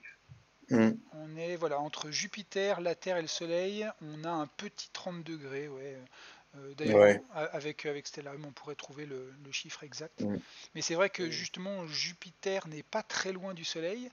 Donc c'est ça qui est un peu compliqué, c'est que du coup, quand le soleil se couche, il y a une toute petite fenêtre entre le moment où le soleil se couche, donc on peut voir Jupiter et Saturne, mais comme elles sont pas très loin derrière le soleil, bah du coup, elles aussi, Jupiter et Oui, oui. Saturne se couchent juste après lui, et c'est pour ça que c'est aussi c'est pas confortable hein, l'observation Alors en fait, de on ce soir. comprend bien, si on regarde ça, on comprend bien que les bonnes conjonctions, comme par exemple celle de l'an 6, c'était une conjonction où la Terre était du côté de Jupiter, Ouais. en haut là, vous voyez. Mm. À ce moment-là, la conjonction a lieu au milieu de la nuit, quand les planètes sont très hautes dans le ciel. Mm. Donc évidemment c'est beaucoup plus facile. Attends, je vais essayer d'aller en -6. Alors attends, je vais aller en l'an. Oui, je ne sais pas s'il il accepte les années négatives, lui. Ouais, je sais pas non plus. Sinon, si tu recules, tu vas en zéro et tu recules Ouais, à moins mais sauf 16. que je peux avancer le temps et je peux pas le reculer. Ah, c'est dommage. Non, Attends. mais sinon, tu vas à la prochaine, va en 2040. Ouais. Alors 2040. 2040. Hop. Entrée. En Voilà. 2040, voilà, avec un peu de bol, Ok. Ben, vas-y, va en 2040, petit bonhomme. Pourquoi il veut pas y aller? il faut lui faire un enter, un machin, Voilà, peut-être. 2040. Donc là, on a Jupiter et Saturne, voilà, Ah qui voilà, sont on est là. un peu mieux. Alors attends, Voilà, bouge pas. On va se mettre on est un peu mieux, ouais. on va se mettre au moment de 2060, la tu seras encore conjonction, mieux. c'est-à-dire Non, mais va ici. Voilà, en 2060, ça en, sera encore mieux. en 2060. Eh ben allez, je vais en Ouais. 2060. Hop, voilà. Non, mais non, là, c'est déjà bon, excuse-moi, Oui, c'est oui, déjà c'était bon. bon Ouais. là. Oui, oui, Ouais, oui. ouais. Alors attends, je reviens. Hop, 2040. Tac. Voilà, 2040. Et là, là, voilà, on a effectivement la Terre qui est du bon côté. Alors Ouais, l'alignement ouais, est là. pas aussi parfait, mais par contre, ça Ah se ben, voit au juste, beau milieu de ça la va nuit. arriver juste après, c'est parce que t'es pas le bon jour. Avance de 2-3 mois, mets-toi en juin, ça va être bon en juin. Mars, avril, mai, juin. Bah ouais, mais là, du coup, on retrouve de nouveau notre Jupiter et Ah oui, Saturne qui sont t'as derrière le raison. Oui, Soleil, oui. hein. Oui, Du non, Mm. coup, c'est pour ça que je voulais aller en c'est 2040. pas top top. 2040. Bah, là, j'y suis en 2040. 2060, 2060, Alors, 2060. 2060, je vais en 2060. Tac, Jupiter et Saturne sont ici. Et là, on va revenir un petit peu en arrière. C'est pas mal. Voilà, là, tac. Non, c'est pas mieux. C'est pas beaucoup mieux. Mm. Il Non. me semble que la prochaine conjonction serrée, c'est 2080. Oui, oui. Mais pareil, elle C'est sera aussi du côté du Soleil, ce sera un ouais, peu ouais, compliqué. ouais. Mais voilà, donc on a répondu un peu à la question, on est sur une trentaine de degrés en fait entre les deux. Je vais juste regarder, alors j'ai Mouche qui me dit j'ai un 114 000 et j'ai très bien vu hier soir Saturne et ses anneaux, Jupiter et ses 4 satellites. Voilà. Alors justement, je vais revenir. Tu permets Olivier juste reprendre Patrick 2 petites secondes euh, parce que j'ai un autre ensemble de photos qui nous a été envoyé, toujours par un membre éminent de l'AFA, qui est Éric Pied-Noël, et qui nous avait envoyé aussi des images. Alors là, je vais arrêter ta vidéo et mettre... Alors c'était laquelle? C'était pas celle-ci. Ah, c'est celle-là, voilà. Mm.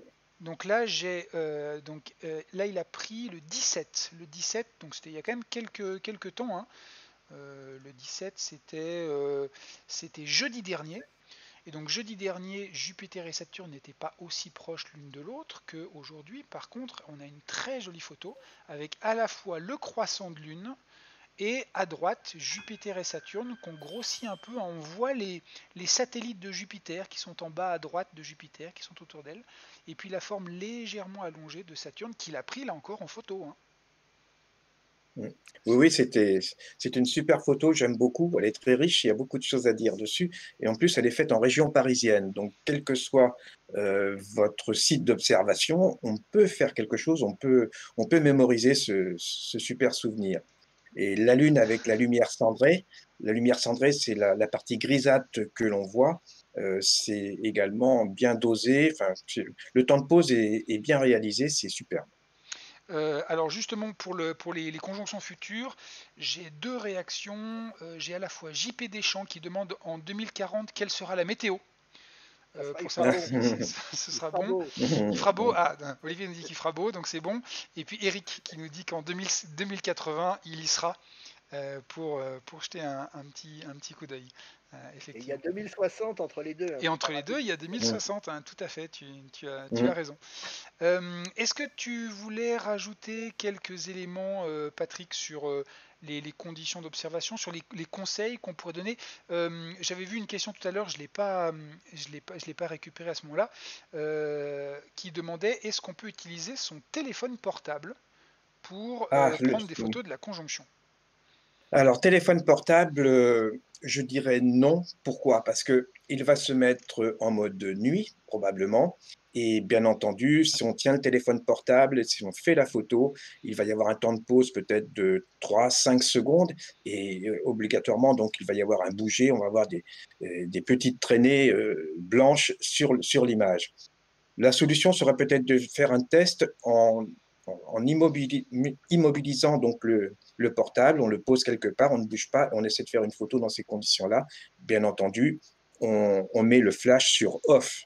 Hein, c'est obligatoire. Mais bon, je ne sais pas, il faut tenter, mais le problème, c'est de bien stabiliser le téléphone pour faire pendant la durée du cliché. D'accord. Ici, j'ai changé sur une autre photo d'Eric, alors Oui. qui est très belle aussi, parce que comme tu le Mmh, disais, outre la conjonction qui se passe donc à droite, c'était le mmh, 17, hein, il y a une petite semaine, on voit oui. d'autres phénomènes très intéressants. Juste pour finir, est-ce que tu pourrais nous dire qu'est-ce qu'on voit d'autre d'intéressant sur cette photo? Puis après, je vais revenir sur Olivier. Eh bien, donc, sur la partie droite, on voit bien Jupiter et Saturne avec la différence d'éclat entre ces deux planètes. On voit bien que Jupiter est beaucoup plus brillant que Saturne. Et puis, sur la partie gauche, donc, la Lune qui se trouve à peu près à 390 000 kilomètres, donc qui est beaucoup plus proche de nous. Mais lorsqu'on a un fin croissant comme ceci, on peut observer la lumière cendrée. Alors, cette lumière cendrée, pourquoi on la voit alors qu'elle est dans l'ombre? Eh bien, c'est simplement donc la lumière qui arrive du Soleil, donc elle arrive sur la Terre, elle éclaire la Terre réfléchit une partie de cette lumière vers la Lune, et la Lune, malgré que le sol soit quand même assez gris, assez noir, eh bien, il y a une petite réflexion et qui arrive de nous, qui revient sur Terre, et ce qui nous permet donc d'observer cette lumière cendrée. Et ça, c'est absolument super. C'est-à-dire que Et on, le croissant, c'est un éclairage direct du Soleil, et c'est l'autre ça, partie qui est visible, c'est oui. un éclairage secondaire dû à la luminosité de la Terre sur le sol lunaire. Oui, c'est ça, c'est un D'accord, aller-retour de la lumière depuis la Terre, en fait. d'accord. Et alors j'imagine, hein, qu'il y a quelqu'un forcément qui va nous demander qu'est-ce que c'est que le petit trait qui est en dessous. Est-ce que Je quelqu'un a suppose, rayé l'appareil photo? je suppose que c'est un avion. Un avion ou un satellite? Non, peut-être le temps d'exposition est trop Ouais, court. non, je pense plutôt à un Plutôt un avion. avion. Ben, c'est ce que tu Mm. disais tout à l'heure, hein, quand le temps d'exposition est trop long, du coup les astres Oui, qui bougent, eh bien, vont, oui, au lieu de faire un point, laisser une trace qui est synonyme de leur mouvement. oui, et oui, je confirme que c'est certainement un avion parce qu'on a des petits points blancs sur le segment. comme s'il y avait des flashs, donc c'est peut-être un avion qui décolle ou qui atterrit. D'accord, ok, d'accord. Bon, donc du coup, tout ça, on peut évidemment le photographier nous-mêmes. On a Hmm. Altasio45 qui nous dit: quand j'ai commencé l'astrophoto, je faisais ça aussi. Ah mince, j'ai perdu le chat. Donc effectivement, ça fait. Il y a pas mal de personnes qui ont fait un peu d'astrophoto et qui du coup, évidemment, c'est un événement qui est idéal pour ressortir son trépied, son petit Ah télescope. oui, C'est ouais. vraiment quelque chose qui donne envie de ressortir regarder le ciel, hein.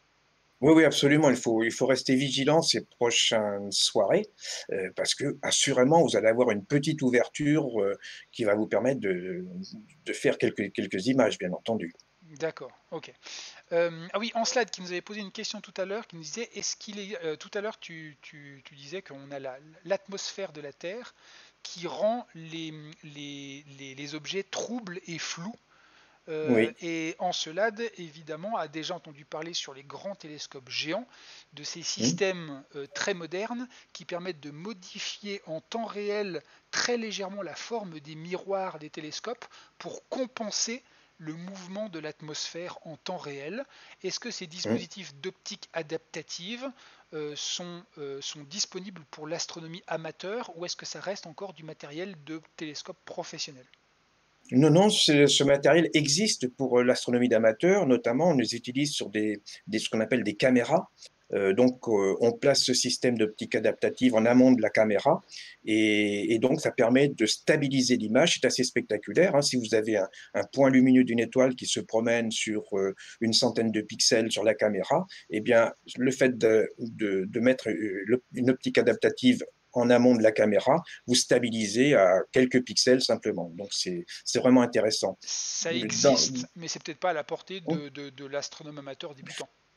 bah, disons que le setup complet de cette optique adaptative plus, la caméra, plus l'instrument, effectivement, c'est un coût, mais bon après c'est une passion, hein. Bien sûr. Effectivement, Messier 45 le répète, et c'est vrai que c'est toujours bien de le dire, il n'y a pas d'endroit en France où on ne peut pas observer si on n'a pas de télescope. N'hésitez surtout pas à vous rapprocher quand la période de confinement sera terminée, rapprocher de vos clubs d'astronomie locaux. Mmh. Il y a toujours près de chez vous, un endroit ou un autre, des passionnés avec des télescopes qui vous accueilleront, qui pourront vous montrer le ciel avec leurs instruments. Donc on n'est pas obligé d'acheter soi-même un instrument. On peut déjà commencer à aller dans un club d'astronomie, regarder le ciel, comparer, demander des conseils.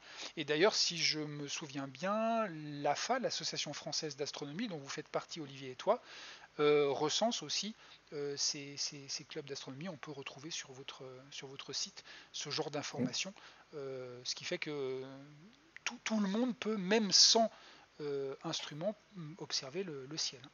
Oui, oui, sur notre site, Mmh. il y a un annuaire de tous les clubs. Voilà, c'est ça. Je vois que c'est Minus69 l'a déjà mis dans le chat, hein.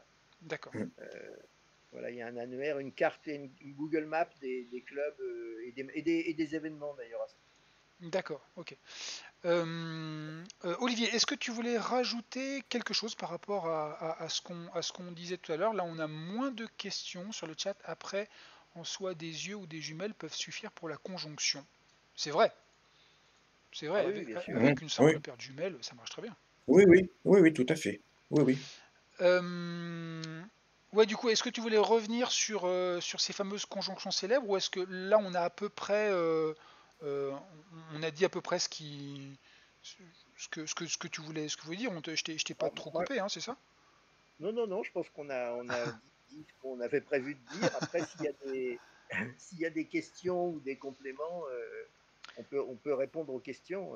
Ce qui est vraiment intéressant, c'est de se mettre dans la peau des gens qui observaient le ciel à une époque et d'essayer de comprendre comment ils interprétaient ce qu'ils voyaient, quoi. C'est sûr que c'est vraiment quelque chose de très intéressant.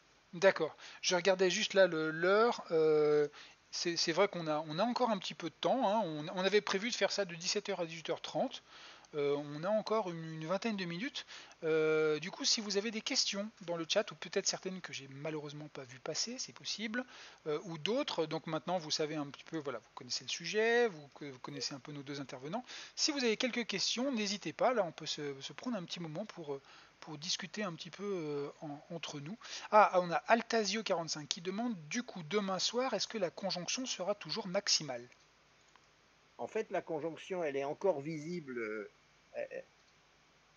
Vous m'entendez là? Oui, Oui. oui, on t'entend, on Oui, t'entend. Oui. Donc Faible, mais on t'entend. comme on l'a vu tout à l'heure, la conjonction, elle va être vraiment visible dans les jours qui viennent. Simplement, ce qui se passe, c'est qu'elle est de plus en plus basse sur l'horizon. En fait, c'est pas tellement que Jupiter et Saturne s'éloignent un peu, mais c'est surtout qu'ils se rapprochent du Soleil. Donc, on va tomber de plus en plus dans le crépuscule, quoi. C'est plutôt ça le problème, quoi. D'accord. J'ai Eléa qui demande, alors ça je vais peut-être revenir sur Stellarium, qui demande à quelle heure Jupiter et Saturne passent-elles sous l'horizon, pour savoir jusqu'à quelle heure quitter une éclaircie. Alors ça typiquement c'est le genre de choses que un logiciel gratuit comme Stellarium peut vous aider à répondre, donc du coup on va repartir dessus, et puis on va regarder tout simplement à quelle heure est-ce que tout ça se passe. Donc je reviens à la date d'aujourd'hui. Je vérifie que je suis bien à Lyon. Voilà, donc là on est ce soir, on est au bon moment, à la bonne période. Je vais revenir à l'ouest. Donc voilà, ça c'est l'état. Donc Saturne et Jupiter actuellement, s'il faisait beau, on pourrait donc voir encore Saturne et Jupiter au-dessus de l'horizon. D'ailleurs, quand on clique dessus, on a les informations. Je vais vous donner très précisément la hauteur. Voilà, actuellement Jupiter et Saturne sont à 9 degrés au-dessus de l'horizon. Alors déjà 9 degrés, c'est vrai que par rapport à un vrai ciel, hein, qui est un peu comme ça, voilà, à l'œil, vous voyez que 9 degrés, c'est quand même très bas sur l'horizon. Il faut vraiment, si vous avez une forêt, des arbres, un immeuble, la maison du voisin ou quoi que ce soit, c'est vrai que Saturne et Jupiter sont déjà en dessous.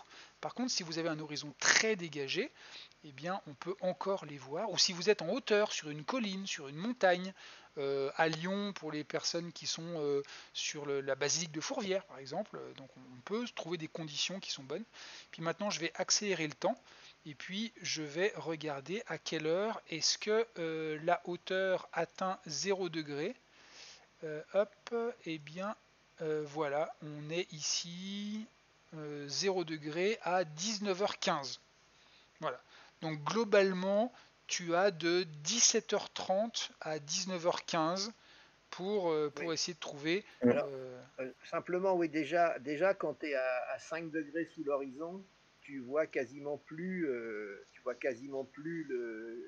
Saturne, hein, à cause de l'opacité de l'atmosphère. Hmm, En fait, tu peux pas voir jusqu'à 0 degré. c'est des conditions qui sont extrêmes. On peut dire 17h, 19h en extrême, mais en réalité, c'est 17h30, 18h30 maximum.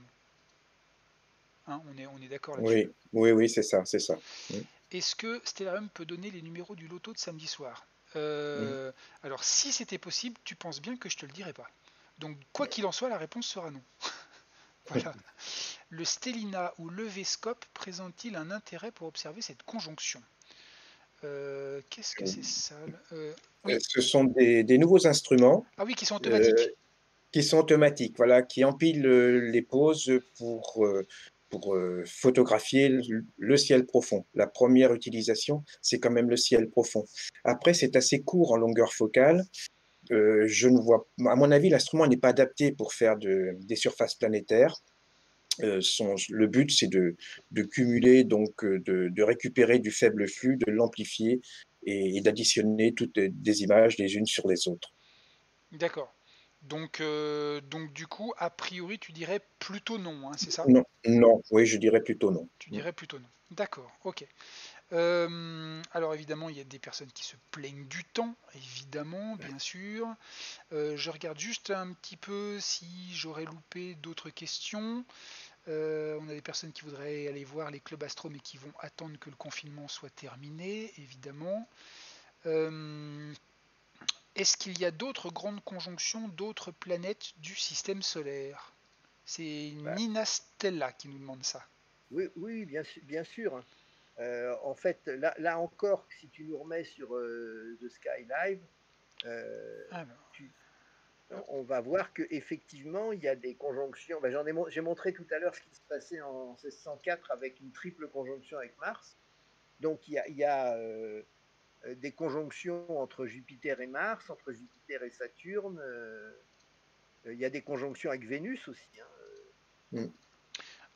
D'ailleurs, pour ceux qui veulent une liste des différents phénomènes célestes qu'on peut observer, avec la position des différents astres et surtout la position des phénomènes dans le ciel, je vous conseille aussi un autre site internet que Minus, mon collègue, va vous donner dans le chat. C'est le site de l'IMCCE.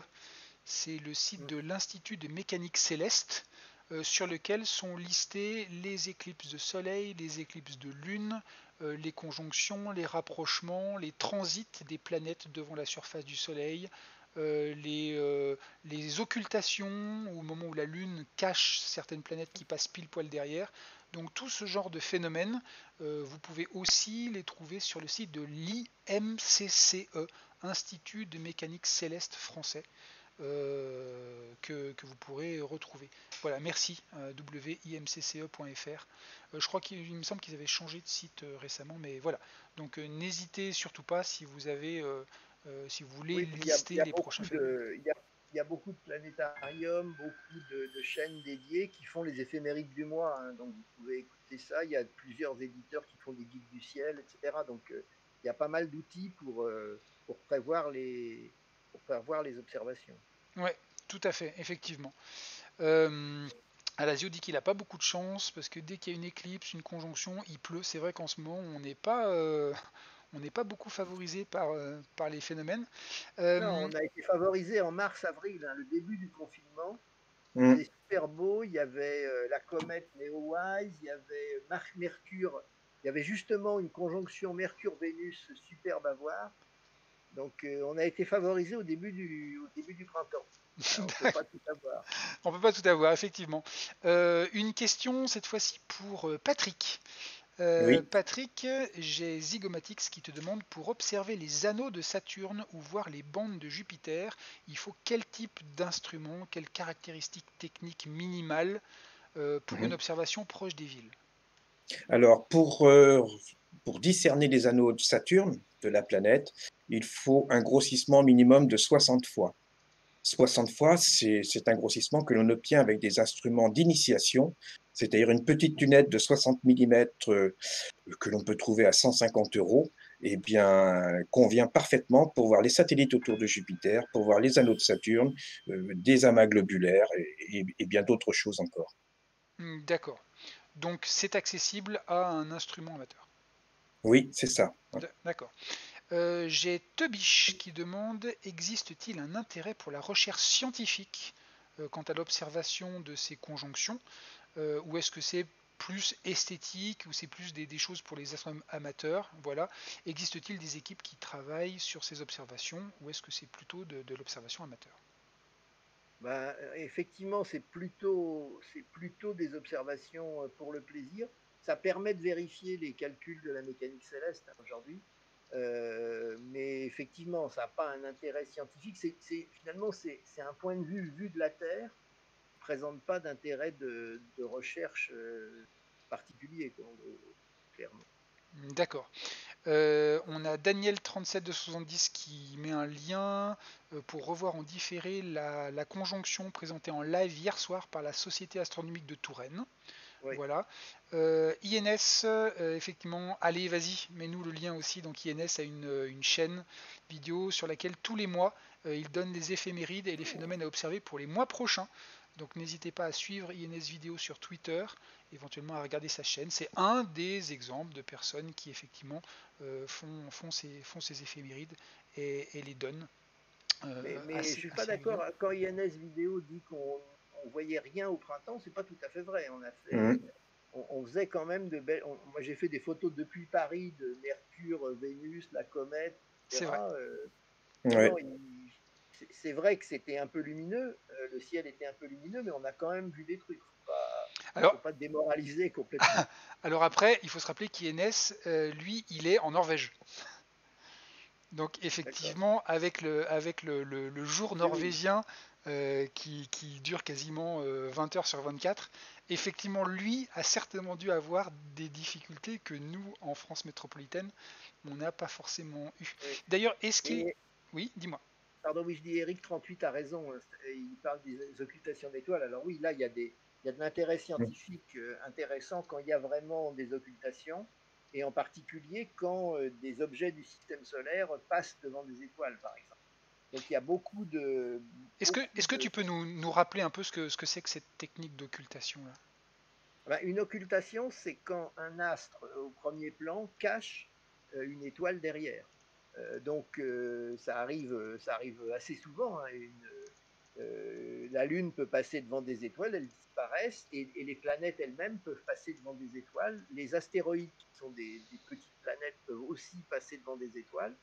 Et à ce moment-là, en particulier en ayant plusieurs observateurs sur Terre situés à quelques dizaines ou centaines de kilomètres les uns des autres, on peut reconstituer la silhouette d'un astéroïde, par exemple, qui passe devant des étoiles.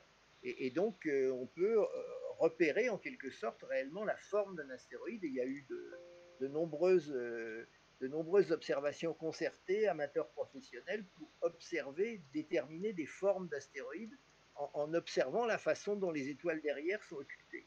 Bah d'ailleurs, je vais le mettre en image. Je viens d'en télécharger un petit exemple qui est ici, si tu veux le commenter. Le voilà, voilà par exemple ici. Hop. Voilà, c'est ça. Typiquement, en fait, vous imaginez des observateurs, vous imaginez par exemple moi je pense à l'observation de Sylvia, de l'astéroïde Sylvia dans les années 2014 autour de la Drôme et euh, des baronnies provençales, hein, où il y a eu toute une campagne d'observation. En fait, les observateurs se mettent tous les 10 kilomètres, et chacun observe le moment où l'étoile disparaît, cachée par l'astéroïde. On ne voit pas l'astéroïde, hein. L'astéroïde, il fait, disons, par exemple, 15 km sur 30 km, ou disons 40 km sur 200. Donc, il a une silhouette qui cache les étoiles. Et là, ce qu'on voit, c'est pour chacun des observateurs les moments où les étoiles ont semblé disparaître. Donc, vous reconstituez le cache, en quelque sorte, la forme à un instant donné de l'astéroïde. Donc on est d'accord, chaque observateur est représenté par une ligne d'une couleur. Voilà. Et Il, donc, il, a bête, il a simplement, je dis pas bêtement, c'est pas bête du tout, il a simplement une mesure du temps extrêmement précise, il faut synchroniser tout le monde, c'est ça le plus dur. Il regarde dans un petit télescope, par exemple, le moment où l'étoile disparaît, et le moment où elle réapparaît. Et donc ça donne, chaque observateur a une petite ligne, et donc à son endroit, il voit quel est en quelque sorte le diamètre de l'astéroïde qui a éteint l'étoile. Et en d'accord. reconstituant, on voit la forme. Et Comme si on voyait l'ombre d'un avion, voilà. comme chaque observateur se trouve à un endroit différent sur Terre, et bah du coup, l'étoile ne semble pas, pour chaque observateur, passer derrière la même partie de l'astéroïde. C'est ça qui fait qu'on peut le Exactement, reconstituer en voilà, entier. tout à fait. Et les pauvres qui étaient complètement en bas à gauche de l'image, à la bande rouge, par exemple, il a raté l'occultation. Il est tout triste. Ensuite, de l'autre côté, en haut à gauche, le jaune, là, il n'a pas eu de chance. Mais alors, il n'a pas eu de chance. À 5 bornes près, il était dans la zone occulte. Alors, il n'a pas eu de chance peut-être, mais d'un point de vue scientifique, Oui, au oui, oui. contraire, c'est intéressant parce que du coup, la personne qui n'a pas vu l'occultation, ça permet du coup, quand tu fais le dessin final, de limiter la taille de l'astéroïde. Absolument, Donc lui, il bien n'a pas sûr. de bol, mais en fait, c'est super important comme Et dans données. la manip, alors peut-être Eric 38 se souvient de ça, mais dans la manip Sylvia, les observateurs qui ont fait la manip ont même découvert qu'il y avait un deuxième astéroïde qui s'appelait Romulus, je crois, qui suivait Sylvia, qui était un petit caillou derrière Sylvia, quoi. Donc le rouge, finalement, il peut avoir la super chance d'avoir un petit astéroïde copain de l'astéroïde principal qui lui coupe son étoile aussi. Ce qui fait qu'avec avec cette technique-là, tu peux du coup aussi, en quelque sorte, découvrir des nouveaux astéroïdes, hein, c'est Bien ça? sûr, oui, oui, tout à fait, oui, oui. Alors, déjà, tu découvres des formes d'astéroïdes, mais voilà, oui, absolument. D'accord. Normalement, enfin, sauf que pour faire la manip, il faut avoir des éphémérides qui t'annoncent qu'il va y avoir une occultation brillante. Donc, c'est pas si facile que ça de tomber dessus. D'accord. Tiens, je te mets l'occultation de Ouais, Sylvia qui est ici, que je suis voilà, allé chercher. exactement. Vous voyez Romulus, voyez Sylvia.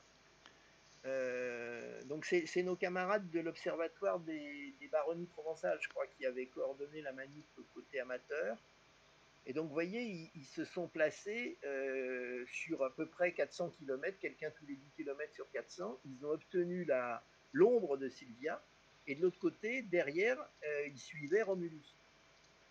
Alors, est-ce que ces deux astéroïdes étaient connus ou est-ce qu'on observait Sylvia et plusieurs ont observé un autre trou de luminosité et tous ils se sont dit ah tiens, il y a un astéroïde.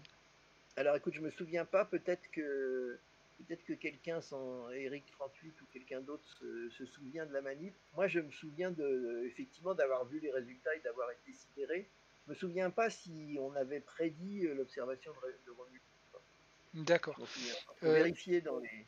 Minus, donc mon collègue Adrien, vous met des informations sur les occultations Ouais, d'astéroïdes avec Euraster, où vous pourrez trouver Mm. aussi des choses. C'est vrai que ça paraît tout bête en fait, prendre plein de personnes, observer la même chose et profiter du décalage pour tracer la silhouette d'un astéroïde. ouais. Ça semble tout bête, mais, mais, En fait, mais c'est ouais, loin c'est de la l'être, hein. synchronisation. En fait, le vrai problème, c'est le temps. C'est-à-dire que ça a l'air de rien, mais t'as beau avoir ton téléphone portable ou ta liaison Internet, il faut le temps au millième de seconde, et même plus, meilleur que ça. Il faut un temps super, super précis, puisque l'occultation doit être synchronisée, quoi. Sinon, tu te retrouves avec. C'est un peu c'est Canal Plus scripté, hein. Ça prend pas le temps. D'accord. J'ai Fanastro qui demande les comètes qu'on voyait sur Sky Live, est-ce qu'elles sont actuellement visibles à l'œil nu dans le ciel? Donc je pense que là la réponse est relativement unanime. Ben, en ce moment, Mm. non, mais tout à l'heure, pardon, il y a quelques mois, NeoWise était vraiment visible à l'œil nu. Ouais, Donc, on ne s'attendait pas d'ailleurs à ce que NeoWise Mm. soit visible. Donc, à tout moment, on peut voir apparaître une comète vraiment visible. d'accord.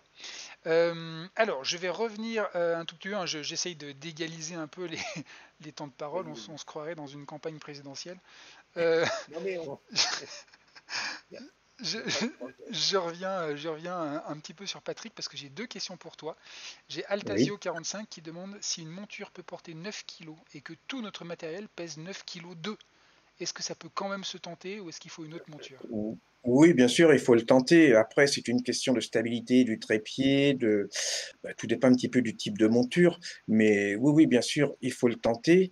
S'il y a un petit peu de vent, je ne promets rien, mais si tout est calme, ça peut très bien fonctionner. D'accord. Et là, je vais revenir, donc je vais remettre la vidéo que tu avais mis pour une question d'Astromimi qui demande, je reviens un peu en arrière, comment photographier Jupiter et Saturne sans surexposer Jupiter? C'est à mon avis pas possible parce qu'on a une différence de flux lumineux entre les deux qui est assez conséquente, hein, donc une différence de magnitude, c'est le terme employé donc en astronomie, et soit que l'on a les anneaux de Saturne, soit que nous avons Jupiter et ses bandes équatoriales, et si on surexpose encore un peu plus, on peut avoir les satellites autour de Jupiter, mais la caméra ne se comporte pas comme l'œil humain, encore une fois, et c'est l'un ou l'autre, en fait. Il faut trouver le bon compromis en agissant sur le gain, en agissant sur la durée d'exposition. Et voilà. Mais bon, avoir les deux, c'est pratiquement, enfin, avoir les deux correctement, je dirais, avec une bonne exposition, ce n'est pas possible. En Ouais, fait, alors, tu peux avoir des filtres, mais ouais, oui, oui, dis-moi. ouais, Oui, Patrick, on peut avoir des filtres de gradient de brillance ou des machins comme ça, mais c'est vachement difficile à régler, quoi. Tu c'est pourrais ça, imaginer que tu as une pastille c'est avec un ça. filtre gris, mais il faut arriver à ce moment-là à régler le pointage Oui. pratiquement. Oui, je vous rappelle quand même que Jupiter, le diamètre angulaire de Jupiter, c'est 33 secondes d'arc. Et au foyer d'un instrument, vous avez une petite pastille de 1 millimètre à peu près. Ouais. Et pour Saturne, c'est 2 fois plus petit. Dans le plan focal de l'instrument, vous avez une petite pastille de 1 demi-millimètre. Et alors évidemment, mettre un filtre juste au bon endroit, bon, c'est possible, c'est possible, mais le réglage, surtout qu'on a quand même très, très peu de temps Oui. pour, faire cette mise en place, pour faire ces séquences d'images et cetera. Il faut vraiment être agile et adroit. Ou alors sinon, on peut faire quelque chose qu'un astronome amateur pur et dur ne ferait pas, mais après pourquoi pas si c'est de l'esthétique et si on l'annonce comme tel, mais on peut aussi prendre une photo peu exposée pour avoir Mmh, Jupiter, ensuite oui, prendre une photo très exposée où on crame Jupiter mais on a Saturne, mmh, et oui, après en post-prod, mettre mmh, l'une sur l'autre pour oui, avoir les deux l'une à côté de l'autre. Ça ne représentera oui, pas la oui, réalité, c'est oui, du traitement d'image, c'est même de la mmh, création là, mais c'est aussi oui, oui, possible. oui. Oui, oui, Oui, mais mais c'est bon, ça reste pédagogique. Voilà, ça, Mais t'as pas d'accord. besoin d'une occultation, t'as pas besoin d'une conjonction pour le faire, c'est ça qui est dommage, quoi. L'intérêt, Oui, c'est vrai qu'à ce l'intérêt de la compte-là, tu prends conjonction, Jupiter d'un côté, Saturne de l'autre, tu les mets ensemble et c'est réglé. Ah, Mmh, effectivement, je suis ouais, d'accord. c'est comme si tu passes la mmh. moitié de la nuit à attendre que la lune se lève dans le fond d'une grotte, et puis ensuite tu fais la photo sur Photoshop, quoi. C'est pas la peine d'avoir attendu la nuit, quoi. C'est pour ça que je précisais, c'est Oui, oui, un astro amateur nous lancerait des pierres si on faisait ça, ce qui se comprend, parce que du coup, c'est vrai que ça, Mmh. du coup, autant créer tout et n'importe quoi, mais dans l'absolu, c'est aussi possible. oui. Bah tiens, justement, Olivier, une question un peu plus de physique. Est-ce que le rapprochement de ces deux astres a des effets gravitationnels, quels qu'ils soient, étant donné la masse que chaque planète représente? Ben, en fait, ils se rapprochent pas, c'est ça qu'il faut comprendre, c'est qu'ils sont dans la même direction, mais ils se rapprochent pas vraiment.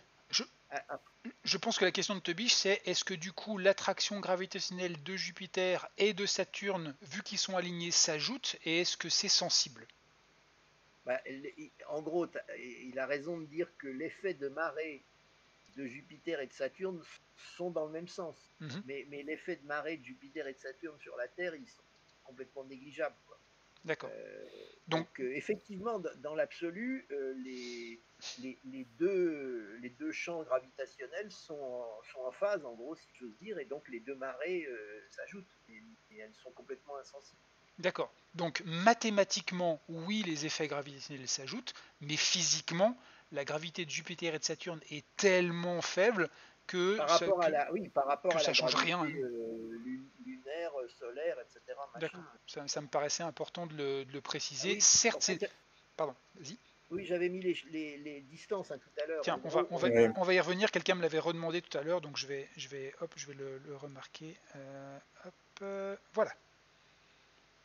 voilà, en gros, il y a 1600, voilà, c'est ça, il y a 1620 millions de kilomètres entre la Terre et Saturne en ce moment, et 886 millions entre la Terre et Jupiter. Et donc on voit bien que là on voit bien que l'effet je parle même pas des écarts de masse, parce que le Soleil est beaucoup plus massif, mais les marées solaires sont, le champ gravitationnel solaire est complètement, enfin, Dominant. Jupiter et Saturne sont complètement négligeables en effet. Et puis, il y a une chose qu'on peut rappeler aussi, c'est que quand on parle de gravité d'un astre sur un autre, effectivement, comme le disait Tebiche, la masse de chaque astre est importante, mais un paramètre qui est encore plus important, c'est la distance entre ces astres. Et là, les Oui, oui. distances sont telles qu'au final, les forces sont ridicules. Oui, par contre, en fait, pour répondre à Tebiche à sa dernière remarque là, sur d'autres astres, mais c'est qu'en fait l'alignement il est visible que de la Terre. En ce moment, par exemple, sur Mars, si tu remets The Sky Alive, on va voir qu'ils ne sont pas du tout alignés depuis Mars. Allez, c'est reparti. On retourne Oui, sur The Sky Live. Hop, là vous voyez les, alors voilà, là on a notre conjonction, donc vous voyez en bas en bleu la Terre et en haut Jupiter et Saturne, on voit bien que quand on les met les uns en face des autres, ils sont bien alignés. Et effectivement, maintenant je vais prendre par rapport à Mars, donc si je me place sur Mars, et là hop, on voit effectivement que la conjonction est déjà beaucoup moins belle vue depuis Mars. voilà, exactement. Et encore là, on a du bol parce qu'il est du même côté, mais si Mars était de l'autre côté, Bah tiens, on va aller sur Vénus, hop, tac, depuis Vénus, c'est pas aligné du oui, tout, depuis Vénus, c'est le bordel. Mmh. hein. C'est un terme technique astronomique, hein, Oui, évidemment. oui, pardon, oui, oui, excuse-moi. C'est un terme de gravitation. Oui, tout à fait. Donc, il y a pas de... oui, c'est ça. Ça, je pense que c'est important de le rappeler. Tout ce qu'on, c'est très joli à voir depuis la Terre, mais physiquement dans l'espace, une conjonction, ça n'est pas un phénomène, puisque les planètes, elles sont là où elles sont, elles s'approchent et elles s'éloignent les unes des autres. Depuis chez nous, on voit dans le ciel deux planètes proches, donc d'un point de vue symbolique, ça peut frapper l'esprit, et les peuples antiques ont associé ça à des événements sur Terre, parce qu'ils associaient les phénomènes célestes et puis les événements terrestres comme les uns causant les autres, mais d'un point de vue physique, il y a une conjonction, c'est pas différent de n'importe quel autre jour de la vie des planètes dans le système solaire. En fait, c'est un phénomène observationnel depuis la Terre. Ouais. C'est ça qu'on peut le dire. Ok, d'accord. Et du coup, Eric qui nous dit que sa voisine de bureau. Ah non, d'accord. Okay. Oui. Eric nous fait des blagues. Peut-être un effet sur la ceinture d'astéroïdes alors, où l'effet est aussi négligeable. Non, on va acter sur le fait que c'est négligeable. Il n'y a pas d'effet particulier. Oui, c'est pareil, parce qu'en fait, c'est pas visible.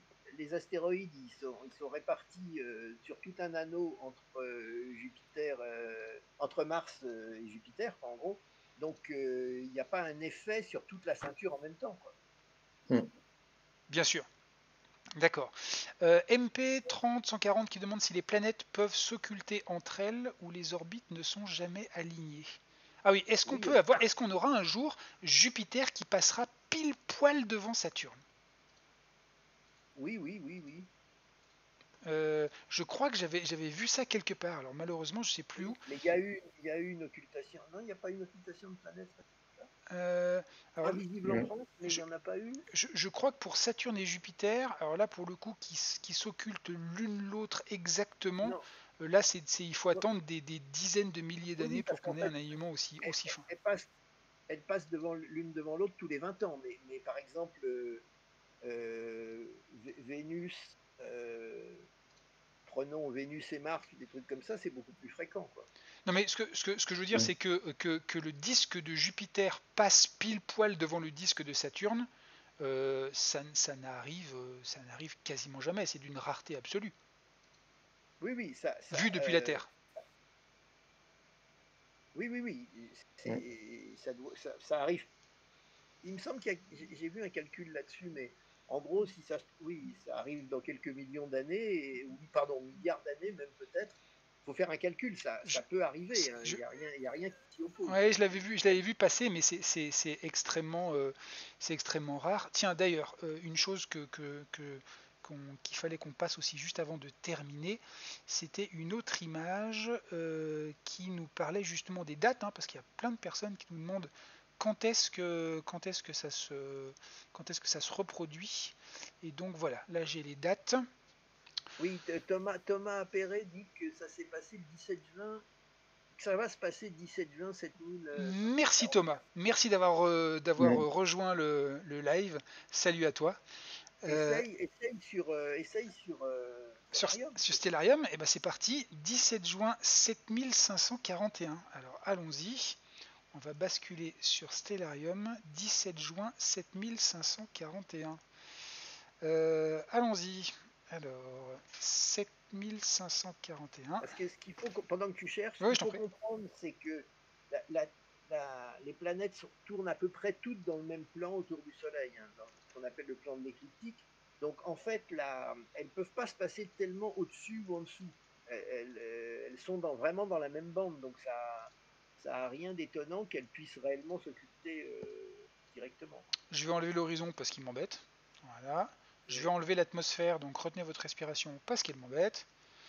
Alors, donc le 17 juin, je suis sur Jupiter. Est-ce que Jupiter... écoute, 17 juin... Ah, 7541, pardon. J'avais mis en 7540. Donc 7541. Voilà. Est-ce qu'on a Saturne dans le coin? Alors là, j'ai Saturne qui est là. Du coup... Oui, t'es pas le bon jour là. Il faut que tu... T'es à pas mal de jours de ça. Ok. Et ben écoute, on va changer de jour. C'est pas grave. On doit pas en être très loin. Hop, on avance encore un peu. Ah. Alors, d'après Stellarium, alors évidemment, Stellarium, il y a des modèles mathématiques, hein, rien ne dit que les modèles de Stellarium soient les plus précis et les plus parfaits, mais sur Stellarium, en tout cas, le 17 juin, 7000 et quelques, 7541, on a Saturne qui frôle Jupiter, Ouais, mais ouais. qui ne l'est pas devant. Mais là encore, euh, ça reste un logiciel gratuit pour l'observation amateur. Donc sur une distance, sur un temps aussi long, il se peut tout à fait que des modèles plus fins, plus précis, puissent effectivement prédire une réelle occultation, alors que là, Oui, on oui, la voit pas. il y a pas forcément les mêmes modèles. Il n'y a pas forcément le même nombre de décimales dans les modèles. Ouais, c'est ça. Christine, effectivement, salut Christine, nous dit qu'on peut trouver tout un tas d'événements célestes dans les almanachs 2021, comme entre autres, Oui, oui. effectivement, il faut qu'on en parle, celui de Ciel et Espace, donc le magazine de l'AFA justement. Donc dans le magazine Ciel et Espace, n'hésitez pas d'ailleurs à le lire, à vous y abonner. C'est un monument de la culture astronomique qui est d'ailleurs en ce moment, comme tous les magazines papier, un peu en difficulté. Donc si vous voulez le soutenir, n'hésitez pas à prendre un abonnement à ce mag. Et effectivement, toutes les années, le magazine Ciel et Espace donne des éphémérides sur les événements principaux qui vont se passer sur l'année suivante. Donc effectivement, c'est quelque chose qu'on Oui. peut tout à fait utiliser. Et Ciel et Espace publie aussi comme beaucoup on le citait tout à l'heure, hein, publie aussi un podcast mensuel sur les événements du ciel du mois, comme beaucoup D'accord. d'autres chaînes. Euh, Thomas nous dit l'occultation à laquelle je fais référence se base sur les éphémérides de Faulkner et Hall en 2014. Oui, voilà, on est d'accord qu'il peut y avoir des variations entre des véritables calculs poussés, très très très fins, et puis des logiciels de vulgarisation. Ça, on est tout à fait d'accord. Euh, cette régularité dans les conjonctions est due au fait que Jupiter et Saturne sont en résonance. Est-ce que c'est bien ça? Ah non, pas du tout. Enfin, non, non, c'est simplement le fait qu'elles tournent, en gros, elles tournent toutes les deux. C'est ce qu'on a montré au début, remets-nous Sky Live. Il n'y a même pas de résonance pour ça. C'est simplement que Jupiter tourne en 12 ans et Saturne tourne en 29 ans. Le phénomène de résonance, c'est encore autre chose. Mais là, c'est bêtement mon histoire. Si l'américain tourne plus vite que le russe sur le 3000 mètres, bah, il double à tous les tours. Quoi, voilà. C'est-à-dire effectivement que comme Jupiter et Saturne tournent toutes les deux autour du Soleil, et bien très régulièrement, Jupiter va repasser devant Saturne. Point. En fait, voilà, Jupiter fait un tour en 12 ans et pendant le tour de 12 ans, Saturne a avancé de 10 ans, en gros, c'est ça à peu près. Enfin, de 8 ans, qui fait 20 ans, quoi, pour la rattraper. Ce qui fait que effectivement, au bout d'un moment, eh ben, en accélérant encore, ben, à un moment, Jupiter va forcément se retrouver Voilà, de elle prend un nouveau. tour, c'est exactement ça, elle prend un tour au type qui est dans le couloir d'à côté. Voilà, et là on se retrouve de nouveau, hop, avec une nouvelle conjonction qui est ici. Alors une conjonction qui sera peut-être pas aussi parfaite que celle d'aujourd'hui, mais qui sera la prochaine conjonction, qu'on peut d'ailleurs avec ça prévoir, hein, tout à fait. Voilà, oui, tout à fait. Qui doit être 2040. Et est-ce qu'on est en... Ouais, 2040, tout à fait. Exactement, comme quoi on n'avait pas dit de bêtises. Tout se rejoint, on avait bien préparé notre coup. Ok, eh bien, on a QSA qui effectivement nous dit que lui aussi il y a des nuages chez lui. Bah écoutez, c'est vrai que la météo n'était pas avec nous aujourd'hui. On arrive plus ou moins vers la fin du temps qu'on avait décidé de passer un petit peu ensemble. Malgré le fait que la météo n'ait pas été avec nous, malgré le fait que ben, tout ça a été un petit peu virtuel, on vous a apporté des photos, des vidéos, vraiment pour vous montrer à quoi ça ressemblait, comme si on pouvait le voir ce soir. Rappelez-vous que cette conjonction, elle continue, même si elle va être de moins en moins bonne dans les jours qui viennent. Donc n'hésitez pas à regarder, même avec une paire de jumelles Jupiter et Saturne, si jamais il fait beau chez vous les jours prochains, ce week-end, parce que ça restera encore un phénomène, mais très joli à voir. Comme le disaient tout à l'heure Patrick et Olivier, ces deux astres vont être chaque soir de plus en plus bas dans le ciel, donc ça va vraiment pas durer longtemps. Sinon, on pourrait se retrouver en 2040 pour faire la suite. Je voudrais donc, juste avant de remercier nos deux invités, juste rappeler un petit peu le planning. Donc pour la première semaine des vacances, c'est moi qui ferai les lives, donc aujourd'hui, demain et après-demain. Et puis ensuite, la semaine prochaine, je prends une semaine de vacances et c'est ma collègue Camille, que vous avez l'habitude de recevoir, de revoir, qui elle fera les lives de la semaine prochaine, 3 aussi, le lundi, le mardi et le mercredi. Donc pour cette semaine, je vous propose de nous retrouver demain à 18h, heure classique de l'Astronomer at Home. On en fait 2 dans la semaine. Aujourd'hui, c'était la conjonction. Demain, eh bien, nous recevrons Antoine Caz, qui travaille à l'Institut de physique des deux infinis et qui viendra nous parler d'une particule très mystérieuse sur laquelle il travaille, qui est le neutrino. Et puis mercredi, on se retrouvera à 16h pour un Mediator at Home, où là on terminera d'utiliser ce jeu KSP, Kerbal Space Program, dont je vous parlais tout à l'heure. Et cette fois-ci, maintenant qu'on a bien compris comment est-ce qu'on se déplace autour de la Terre, eh bien on ira jusqu'à la Lune ensemble, et puis on continuera à parler de découverte de l'espace. Voilà. Juste pour terminer, donc tout le chat est en train de vous remercier chaleureusement. Je voudrais aussi le faire, donc merci beaucoup Olivier Lasvernias, qui est président de l'AFA, astronome, professeur à l'université de Nanterre, donc qui est ici à l'écran. Et puis je voudrais aussi remercier Patrick Pelletier, Patrick qui est astronome amateur et qui est administrateur de l'AFA. Voilà, donc merci beaucoup à tous les deux d'avoir accepté de vivre ce moment ensemble, de nous avoir éclairés de vos lumières. C'était vraiment passionnant, c'était un plaisir de vous écouter. Merci évidemment à tous ceux qui étaient avec nous durant cette heure et demie sur le chat, avec nous sur cette chaîne, et qui nous ont arrosé de questions diverses et variées. Voilà, c'est toujours un plaisir de vous retrouver, de partager la connaissance, l'astronomie et le plaisir de lever les yeux vers le ciel. Voilà, est-ce que je vous laisse le dernier mot, Patrick? Oui, ben, merci pour cette animation, Pierre, c'était excellent. Et je souhaite une bonne soirée et beaucoup de succès donc, pour ces prochains jours, pour que tous ces internautes puissent immortaliser un petit peu cette conjonction.